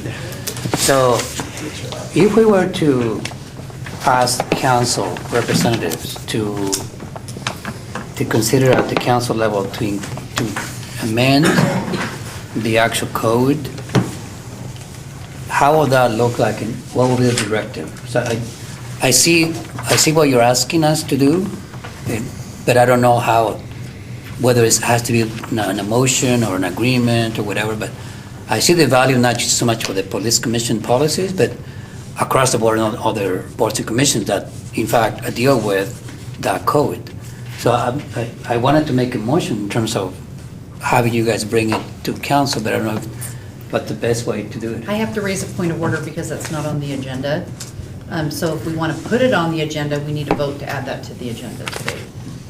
Because our agenda only was for bias-free police contacts and policy, and you're talking about something much different than that. You're talking about a recommendation from the police commission to the city council about amending the city code. So you're saying that we'll have to be on the agenda to be able to do that? Yeah, and Is that what we you're saying? can add it to the agenda now if people want, or we can have a motion to add it to a future agenda. But we still have several items on our agenda to deal with today. So I move that we add this discussion to the agenda for next meeting, For June? for June. Second. Okay, motion's been made and seconded. Discussion on the motion, Mike?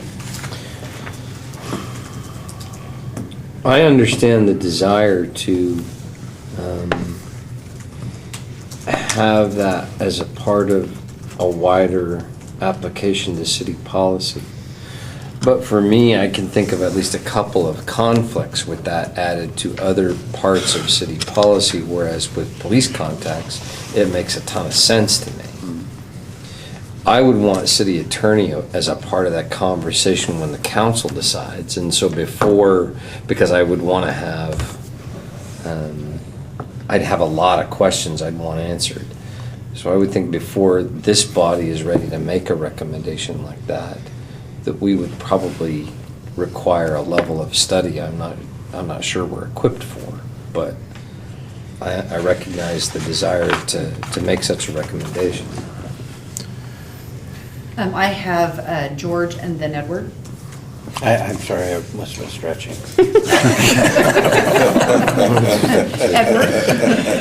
Given the inestimable wisdom of the previous comment, I'd point out that with a little more time to work on this, we could involve other boards and commissions, most noticeably the Human Rights Commission, which might also want to be involved in this conversation. Can I make a recommendation? The next item on our agenda is next community issue discussion. We have work that this body's done in our retreat last year, in our 2-year work plan, which has gone to the city council for approval, that we said we were going to work on. If we're bumping those agenda items for this agenda item, which is going to take some significant time on our agendas, at least in our June meeting if it gets on that agenda, that's a decision we need to make in the context, I think, of what else are we working on and decide how that fits into the priorities of the work that we've said we were going to do. We've told the city council and the mayor we were going to do. So, to that point, I mean, on the list of community issues to be considered are things that relate to the topic. So, depending on the will of this body, I mean, it might dovetail into that.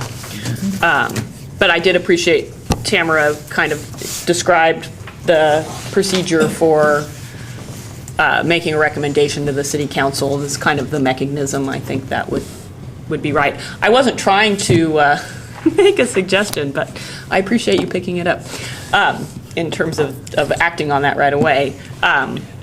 But I agree with Councilor Clark that we need to look at the implications of it, and whether that happened at the committee level or the council level, I don't have enough experience to know, so.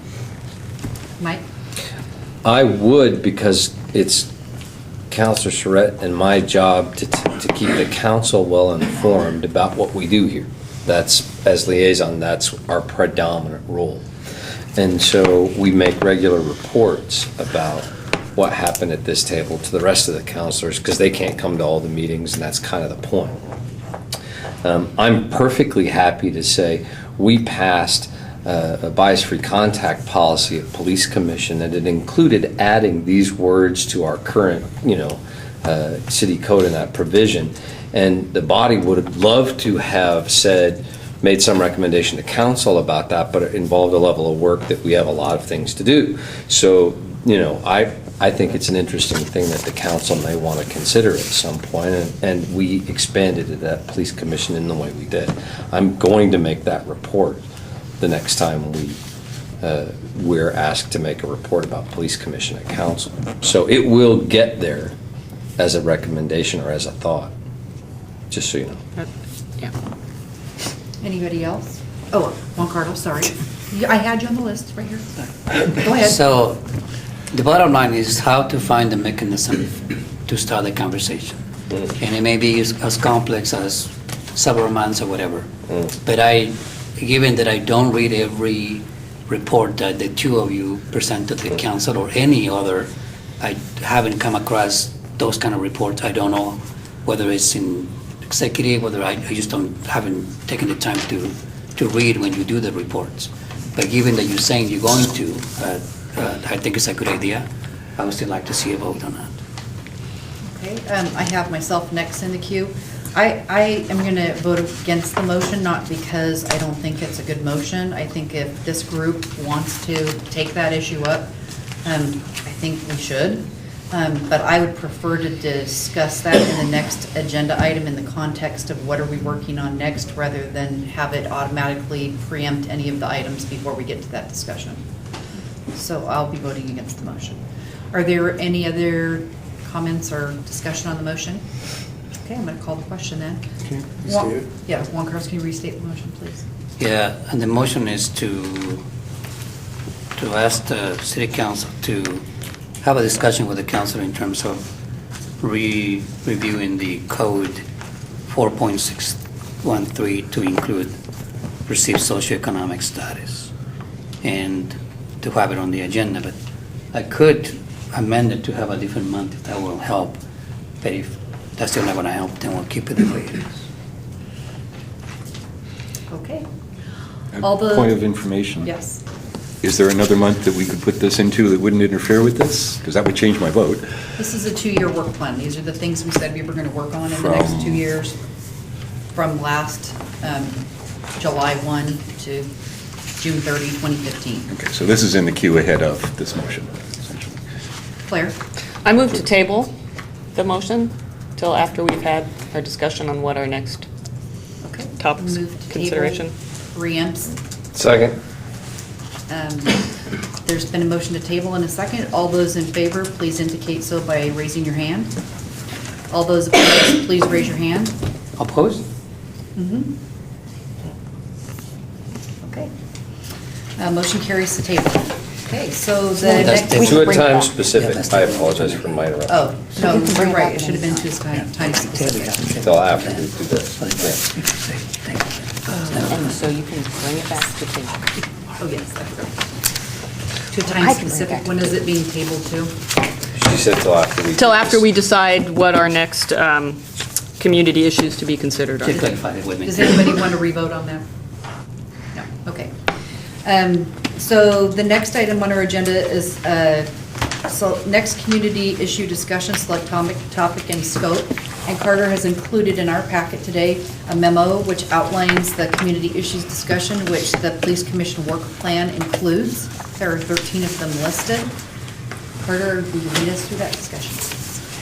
At your retreat in May last year, you came up with a list of items that you thought would be interesting community topics to discuss, and decided to review them and decide them as you go.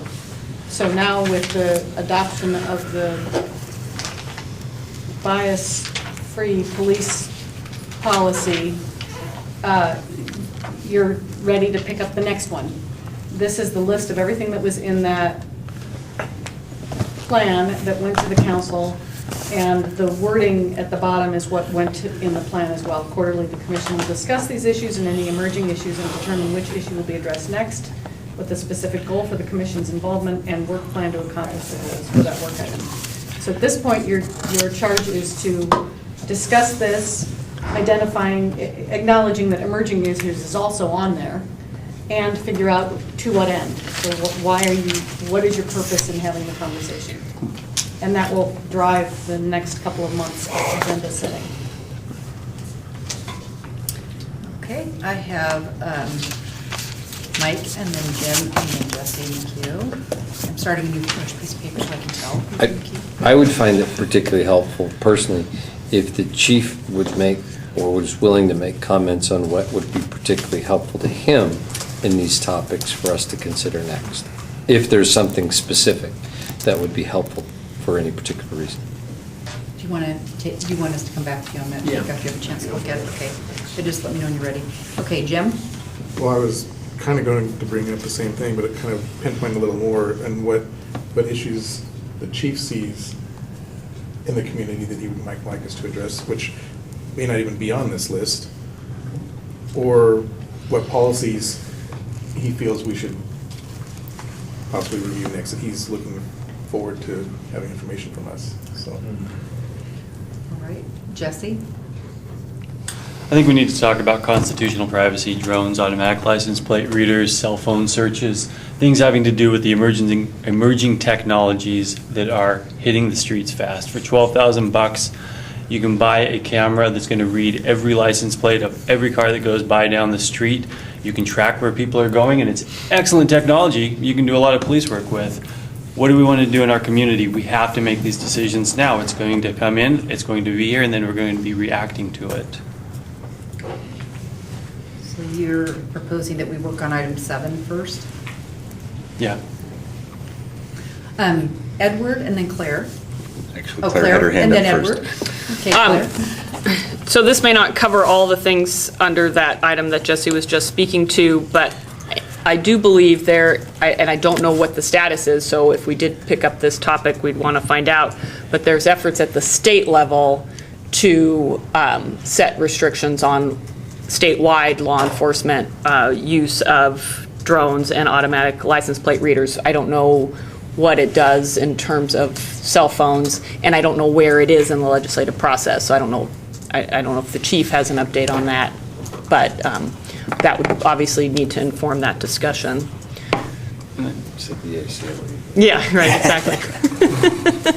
That's who gave me the update. Okay, I have Edward next.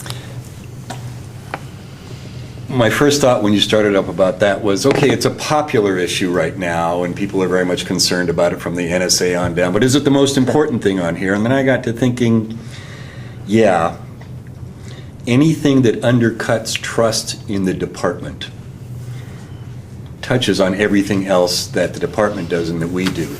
People vote less funding for departments they trust less. People report crimes less to a department they trust less. So, yeah, this is not just about privacy, it's not just about constitutional rights, it's also affects budget and public cooperation with the department. So, whether this is the very first thing we should take on, I think looking at the items on this list that have an impact on how the public perceives and works with the department and is willing to support it might be a good way to prioritize things. Done. Okay.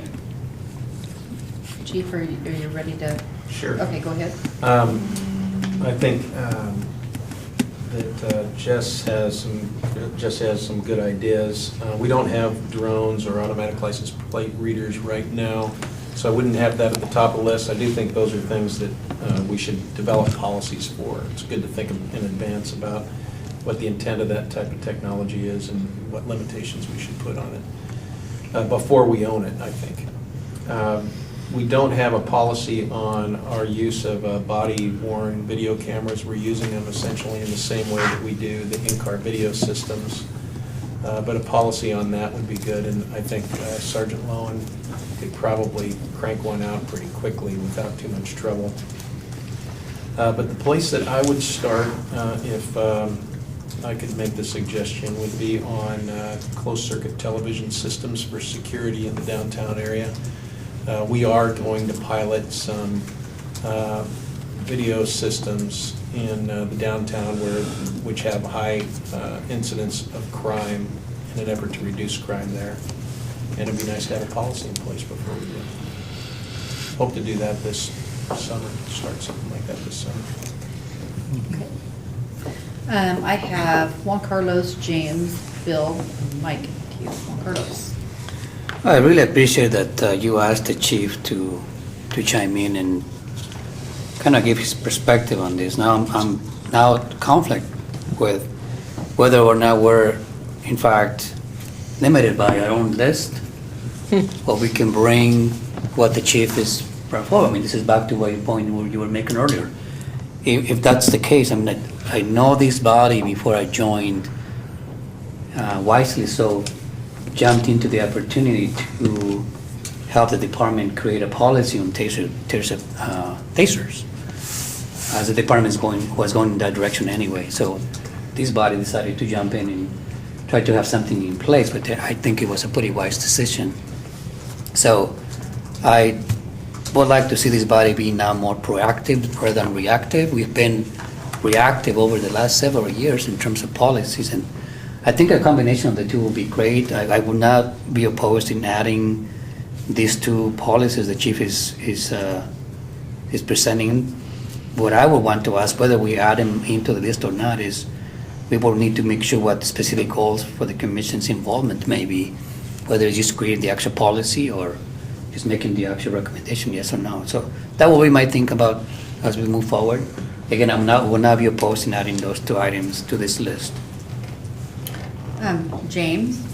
Well, I have a couple of things. First, Council Surratt, thank you for that, bringing to our attention about what is being done regarding drones and stuff that's being done at the State House and stuff. That's very important. I think that this is something that we can wait on until we find something, because certainly that's going to trump and be the guiding light for any movement further, but it is a good conversation to have. I'm looking at this, and the chief certainly, when he the two policies that he brought up, one was the surveillance downtown, and also the officers and camera usage and things like that. Those are immediate, and those are very relevant to what we're doing right now. I think that they are I think we should take another look at what we have here, and if we can modify what we have, I think those two should be ranked high on the priority list because they're here now, and I think we need to take advantage of that and move forward with those two. Okay. I'd like to make a motion on that. Okay. The motion is that we modify our current work list and include the two policies that the chief has just spoken of and make those two priorities. Second. Thank you. There's been a motion made and seconded. Discussion on the motion? Point of information, do we not have to have the council approve this? No? Item 13. Yeah, yes. Item 13. Okay, so. Catch-all. We should have. What? Procedural thing that might solve this. Right. I wonder if it doesn't fit under number 7. Go ahead. This is separate from the list of policies that the former policy committee was working on that had been done as a committee of the whole. So the first hour of your meeting, when the policy committee went away, became your policy committee of the whole work. And that's got its own list of things, including the bias contact police policy. Separate from that was the commission's work with the community on racial profiling, which included public forums. So there were two things going on concurrently. One was a community issue that wasn't necessarily driven or related to specifically a policy, and the other was the very detailed policy work. The policies that the chief has asked about can be added because right now you've got nothing big in the queue for the policies. Okay. So you can add these to the first hour of work, your committee of whole, on your policy work, and separate from that, or possibly supplementing that, would be what is your community issue you want to discuss that is maybe relating to a policy and also maybe relating to a panel or just better edification on the commission's part. So there, when you did this, you had two different things. One was sort of proper case policies, the things that are in the administrative policy manual, and the other thing is what are the community issues you want to discuss. And I think they've gotten a little muddled. No, that was really helpful. Okay, so there's been a motion made and seconded. Now, I have already some folks in the queue from the previous, so if I can continue with this list and we can go from there, if people want to have other discussion on the motion, if I call your name and you're not speaking to the motion, I can defer your name to being first on the list after the motion and questions called on the motion. So I have Bill first. Bill, do you have something to speak to this motion? Well, and I guess I may need some clarification. I mean, I wanted to talk about things to be considered that instead of this one, and so is that speaking to the motion that I'd rather have this motion go down, that there's other priorities? Would that be? Sure. Okay. So, and I wasn't here last May for your retreat, but just looking at this, I mean, I count 4 things that talk about the police budget, police allocation, police services, and you could even throw in a 5th one, reduction of crime in light of jail and prison and court cuts. And we had a motion earlier that talked about, let's get involved in the budget process to help the chief and everybody else get more money for this department. And I don't understand how that, I mean, to me, that would be one of our top priorities in this next coming 6 months, because that is sort of where we're going to gear up for him to present a budget in December or January of next year to the council. So to me, I think that sort of goes right to the top of the list. And even from our earlier discussion about, we wanted more information about the budget, we wanted to have more. So that's where I think I would vote to look at that instead of these, you know, and if we could put the policies, like Carter was saying, into our other bucket, that would be great. Are you talking about number 4? Well, you could put either 4, or you could do 9, you could do 10, you could do 11. All those are talking about funding. And so that's why I say when you... 9. Yeah, so whatever those, I mean, there seems to be a lot focused on the funding of this department. Okay. I have Mike next. Mike, you're speaking to the motion. I do. I'll vote in favor of it. I have to say that as soon as Jesse said that, my first thought in my head was, what about webcams? Because we're using those, and what about, you know? And as soon as the chief said that, I went, yeah, great. I think that's exactly one of the things that's most current we should talk about, because a lot of that stuff's in the news, NSA, all that. You know, I mean, I think you can give our community a great deal of security in the sense of knowing that its police commission is talking about what are our community standards and expectations around how the police do their job in this work when the chiefs is setting policy. And I think it's very timely. I think it's a very good idea for us to do. I have to say that it's kind of funny for me because I used to be one of these, guys that said, Douglas made up Griswold v. Connecticut out of the whole cloth. But anyway, and I do enough work in the private sector to know that this kind of information is widely available easily in the private sector, but in the public sector, that's a whole different thing. And I was one of the counselors who, when Chief and several others made recommendations about how to make downtown safer years ago, 2-3 years ago, said cameras around the area would be a great idea. A committee put that forward. I was one of those that voted against it and thought I was really uncomfortable with the Big Brother idea, and have since changed my mind. I think it's a great idea. So I can't wait to have the discussion. I think that's going to be very timely and a very good one to have. I have myself next in the queue and then James. So I like the idea of working on, including under number 7, constitution private drones, automatic license readers, body cam, CCTV, and calling that emerging technologies. I think that does all fit in that same bucket, sort of, and I do like the idea of being proactive about those things that the community might be interested in, and being proactive about if there's policies, or if there's just discussion, or if there's community education to do, and along those lines. And I think this is a good time to do it, and I agree that it's better to be proactive, so I'll be supporting that. James. After looking at our list again, and I think Council Surratt for point out item number 13, but then I deferred back up to item number 8, where it has Eugene Police Department policy. So it is already on the list.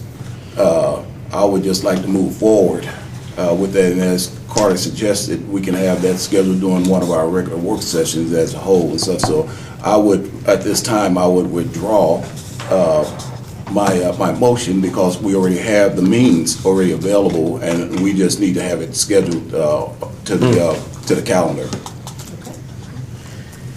But you'd argue with me about Griswold. So you're withdrawing your motion. Okay, I have, the motion's been withdrawn. I have Juan Carlos still in the queue. Not tonight, Juan though. Carlos. All right. Yeah, I can see that all of those policies that can be included in that item. I think it was helpful for us to do is to hear directly on what we can actually spend our time. I really appreciated the chief bringing those 2 specific policies to be named so that we know that we're going to be working on them. To me, the motion was to add them to the list, not necessarily working as priority. But I would like to continue to ask the chief in terms of what's being used at this point without a policy. But I also see the distinction between working on policies and community issues. I think you have to make that distinction. This is a community of interest that come into play versus actual policies that will help the department. And I don't have to decide one over the other. I want just to be clear on this list, in fact, came from the community's interest or things to keep an eye on. And in fact, I counted 1, 2, 3, 4, 5, 6 as another commission mentioned, that has to do perhaps with budget or resources. So I appreciate that you withdraw this. I still insist on naming what we're aiming for. And at this point, besides the conversation of the community, working on policies will kind of give us that continuous presence in the community, I think. But you already withdrew your... Yeah. So, Jesse, you had an interest in working on number 7, but there's been no motion. I have Claire, who just is in the queue. We need to figure out how to prioritize what we're going to work on next. I have a question of clarification that I want to ask after Claire is in the queue, so I'm going to put myself there. And then Joe, you had your hand up. And Jesse had his hand up too. Oh, Jesse. So, sorry. Go ahead. Okay.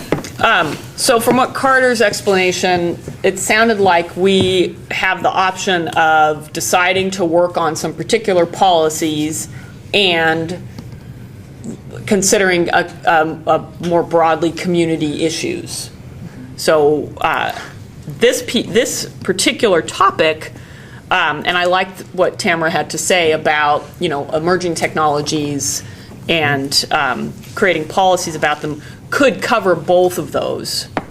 Or we could decide to dig into some policy specifically, as the chief has suggested, since we asked for his recommendation of what he might want us to look at, and pick a different topic to be our community-related topic. So I'm not going to offer a particular one. I'm more interested in what the rest of the commission is interested in working on, but I just wanted to make that clarification that we have that ability. Now, you all voted on something before I came here around the budget, which, as has been pointed out, is embedded in this list of community issues in many different ways. And while I think that's important, personally, I would be more interested in having this body look at some of the other community issues on the list and do policy, but that's just where I'm at right now. Okay, I have myself next in the queue, and I did want to say too about that, I forgot to say about the emerging technologies. I understand the state might be working on that. Usually the way that I view the state working on things is it's a floor, not the ceiling. I mean, communities often do more than what the state law allows or decides, not less. And so I don't think that means we shouldn't work on that issue, or that our community can't be educated, and we can't educate ourselves on those. I think that's good. The state will be working on it, but I don't think that preempts us. I did have a question about number 1. I was looking at number 1, and I can't remember the intention behind this, about information on police contacts with differing demographics and the needed to assess. And I was like, is that the bias-free police contacts policy? Was that wanting to be something more than that? Have we already covered that item for now? Not that there's not more work to do on that item in the future, but on this list, was that what we intended by number 1? And I can't remember what we discussed. So have we checked the box on number 1? Is that what people think? I think so, yes. Yeah, that's what I remember it to be. Okay, that yeah. sounds like consensus, so I'm marking that one off. Okay, I have Joe and then Jesse in the queue. Oh, okay. Yeah, I actually wanted to talk about item number 1. I think part of it got covered by the policy we just finished up on. The other thing is the question of looking at the data needed to access that, and I guess that's being collected or will be started in the new software implementation that you have. So it struck me that too is part of an emerging technology issue, and in other words, reviewing this material as it comes in and getting a sense on what's actually happening with the collection of the bias-related data. So I think that number 1, as I remember that discussion, could actually be rolled into the emerging technology thing, and maybe a little bit later in the process. Carter, was that meant to come back to us anyway? I mean, Yes, we you don't need approved to at the last include it there. meeting, 3 or 4 points when the commission's going to get a report back on the data Yeah. variables that are picked and the result of the pilot data collection. Jesse, We talked about talking about the budget in October, right? Paul, we said. Well, so we've got the summer, we could work on, if cameras are going into downtown right now, it'd be nice to have a community discussion about it, and a policy if one's needed, and then we can move into the budget after the summer work. So I move to do that. Move to work on emerging technologies? Is that what you're making a motion for, or? I'll move to work on emerging technologies right now, and I guess the commission can decide which ones those are gonna be, because there's a lot there. If that's the whole motion, I second it. Yeah. There's been a motion and a second. Yeah, Thank you, Jesse. shouldn't try to restrict us into what we do in the fall. Okay. James? I can support that because we're talking emerging technology. The 2 specific policies that the chief brought up would certainly fall up under that. You're talking about the surveillance cameras and stuff downtown, and you're also talking about the camera wear that the officers would be wearing. I think that those are 2, and then we're talking about the drawings and stuff. So I would rank those one in that order, perhaps, or the top 3 priorities. I think the ones that are mostly of interest and stuff will certainly be, because they're getting ready to happen, are the cameras downtown, and also the cameras that the officers are going to be wearing. I have myself next in the queue, and then Edward. I'd like to see as part of that just what number 7 is, drones and automatic license readers, body cams, and CCTV. I don't care what order they go in. I agree if we've got stuff being used or coming up to be used, we should do those first. But I do think that that's a community interest topic because it is happening in other communities. There are private individuals who've purchased drones. I don't know if they're in our community, but I suspect that they are. You can buy them on the internet. And so in this case, we're talking about police using them, but when private citizens have technology, it's something that needs to be discussed. And I think that's what the state is also working on, is not just how police departments might use that technology, but how private citizens are allowed to use that technology as well. So I would support including all of those things in that, and particularly if there's an item of interest to the community, that we do hold some kind of a panel forum or in some way allow the public to access that topic of interest and be educated about it as well. Edward. When I first moved to Eugene, one of the front page stories was about a police officer who had confiscated or tried to confiscate someone's cell phone. Right. Because the video recording in it was evidence of a crime. We see how long it has taken that to work its way up to the Supreme Court. Not that case, but other cases. And I just got a question.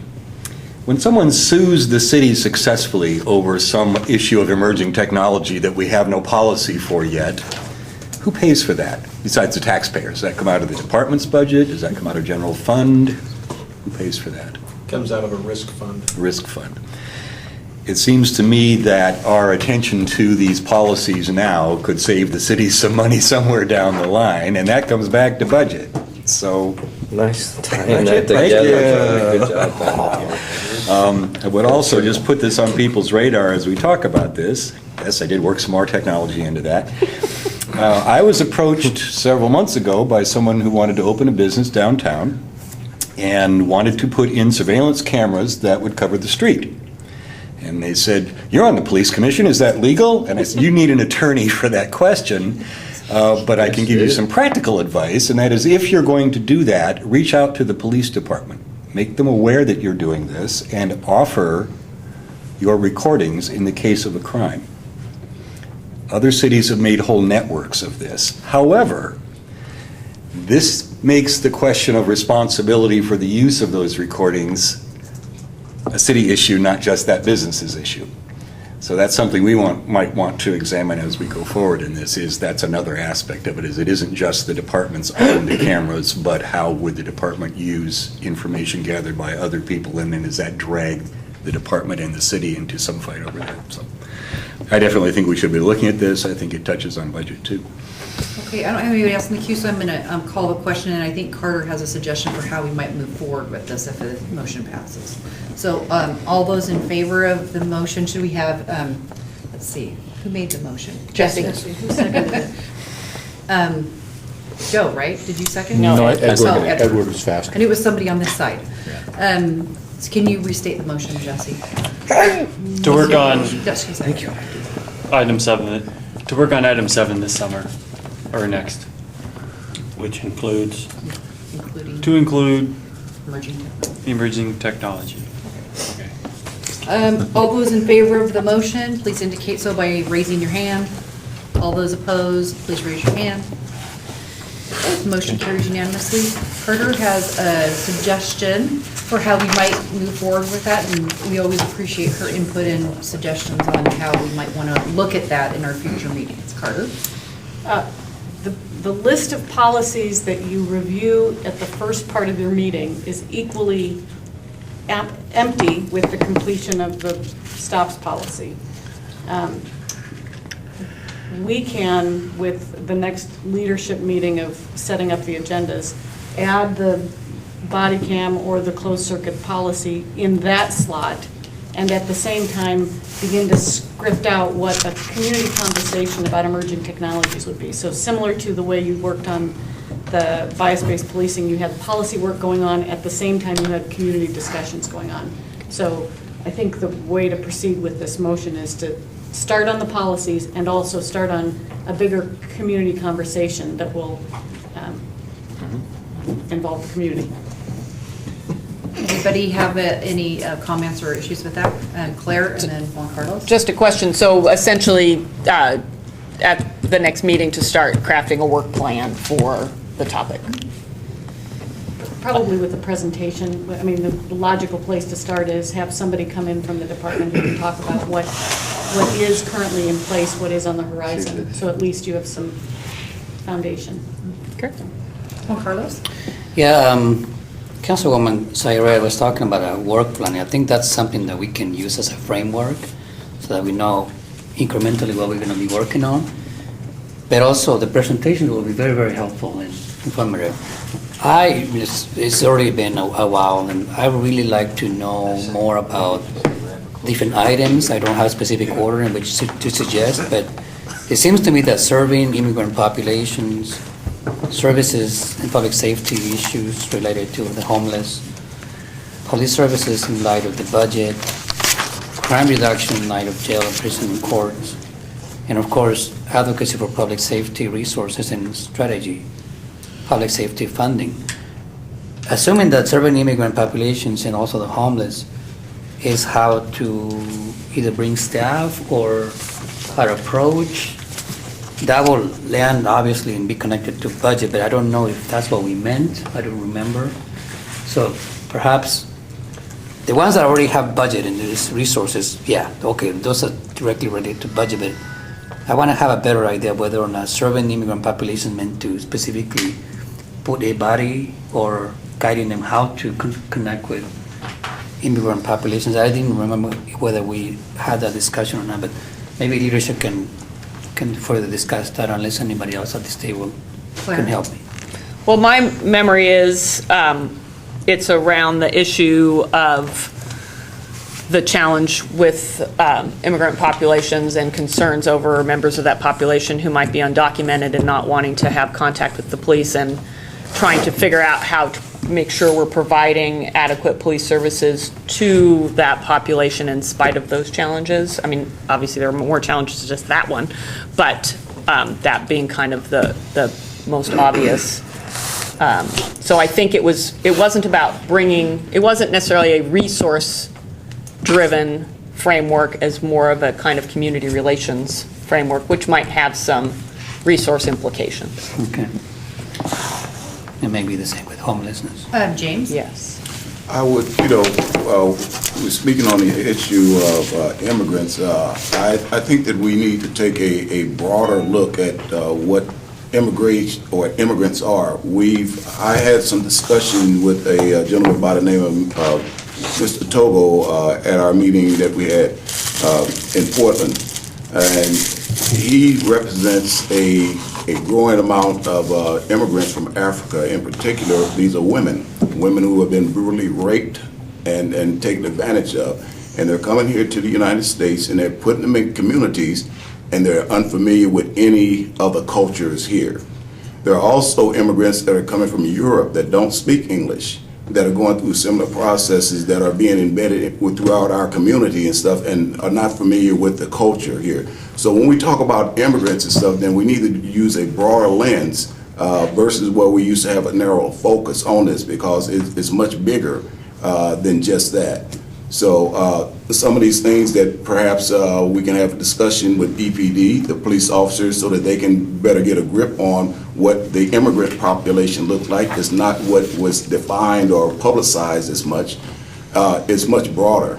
And the implications of contact and stuff are much broader, because what's happening is that these folks are coming in from these different countries. They can't speak the language, they don't know the customs, and they wind up going to jail. So that's something for all of us to think about. Thanks. So is that the clarification you were seeking on item 2 then, Juan Carlos? Yeah, I wanted to know what you guys were talking about. Okay. On the same page. So I think we've completed that agenda item. We have our next topics we're going to be working on. The last item on our agenda is commission comments, and I'm going to start with Jim. Oh, wow. And continue in a counterclockwise fashion.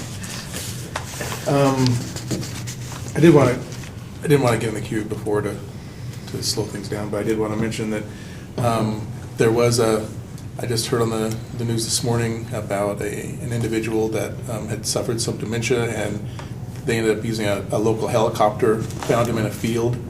Everybody else that had been searching hadn't found him, and the helicopter that was used was able to locate him. A drone would have been probably nice to have too, because if that individual hadn't volunteered his helicopter service, who knows whether this person would have been found or not.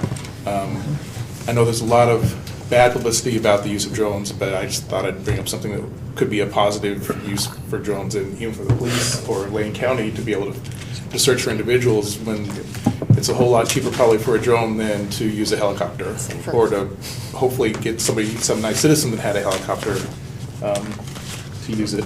I also wanted to, as it's already been mentioned, congratulations to Captain Kamkar on his graduation from the FBI National Academy. I think that's a pretty good achievement. Is he the only one on the force that has achieved that, or? No, let me think. Well, I've been through there, and Doug Mozan. Great. More people you can get through there, I think, the better. Mm-hmm. Thank you, very good. So, thank you. Those are my comments.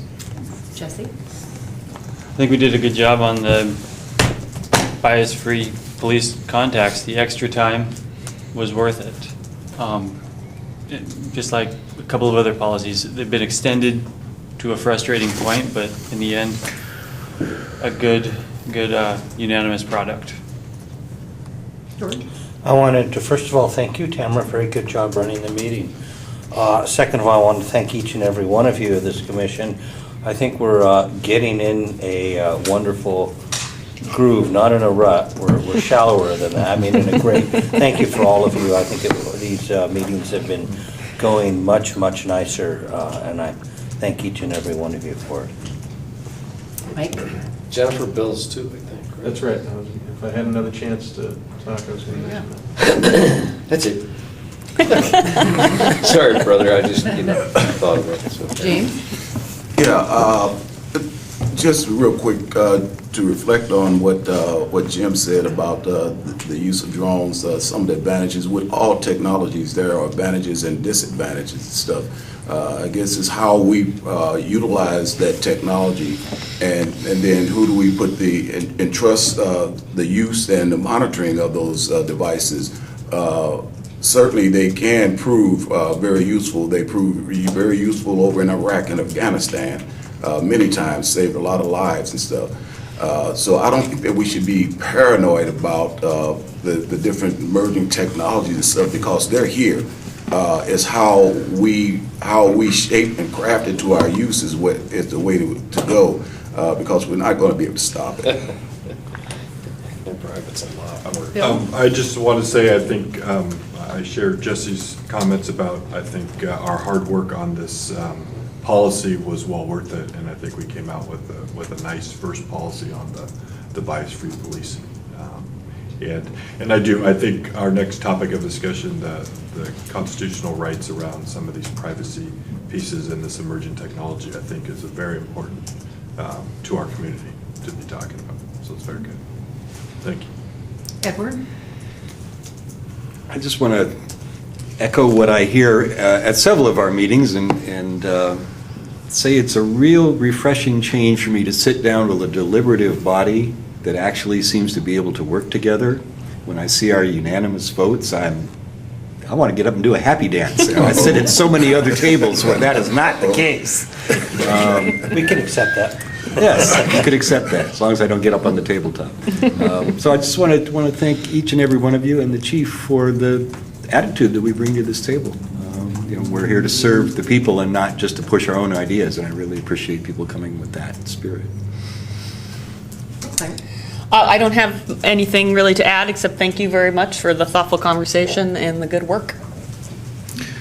Yeah, I feel about the same. I think we did really well on this policy, and it's good. Well, Carlos? I wanted to thank all of you for your willingness to be uncomfortable as we were having some discussions and having everyone to consider different perspectives. And that's really how we move forward. Not everything at once, but one. I also like the idea of waving to an officer. I think I have met many officers who actually do a very good job. And the ones that I wave to, they wave back. So I think we should continue to do that.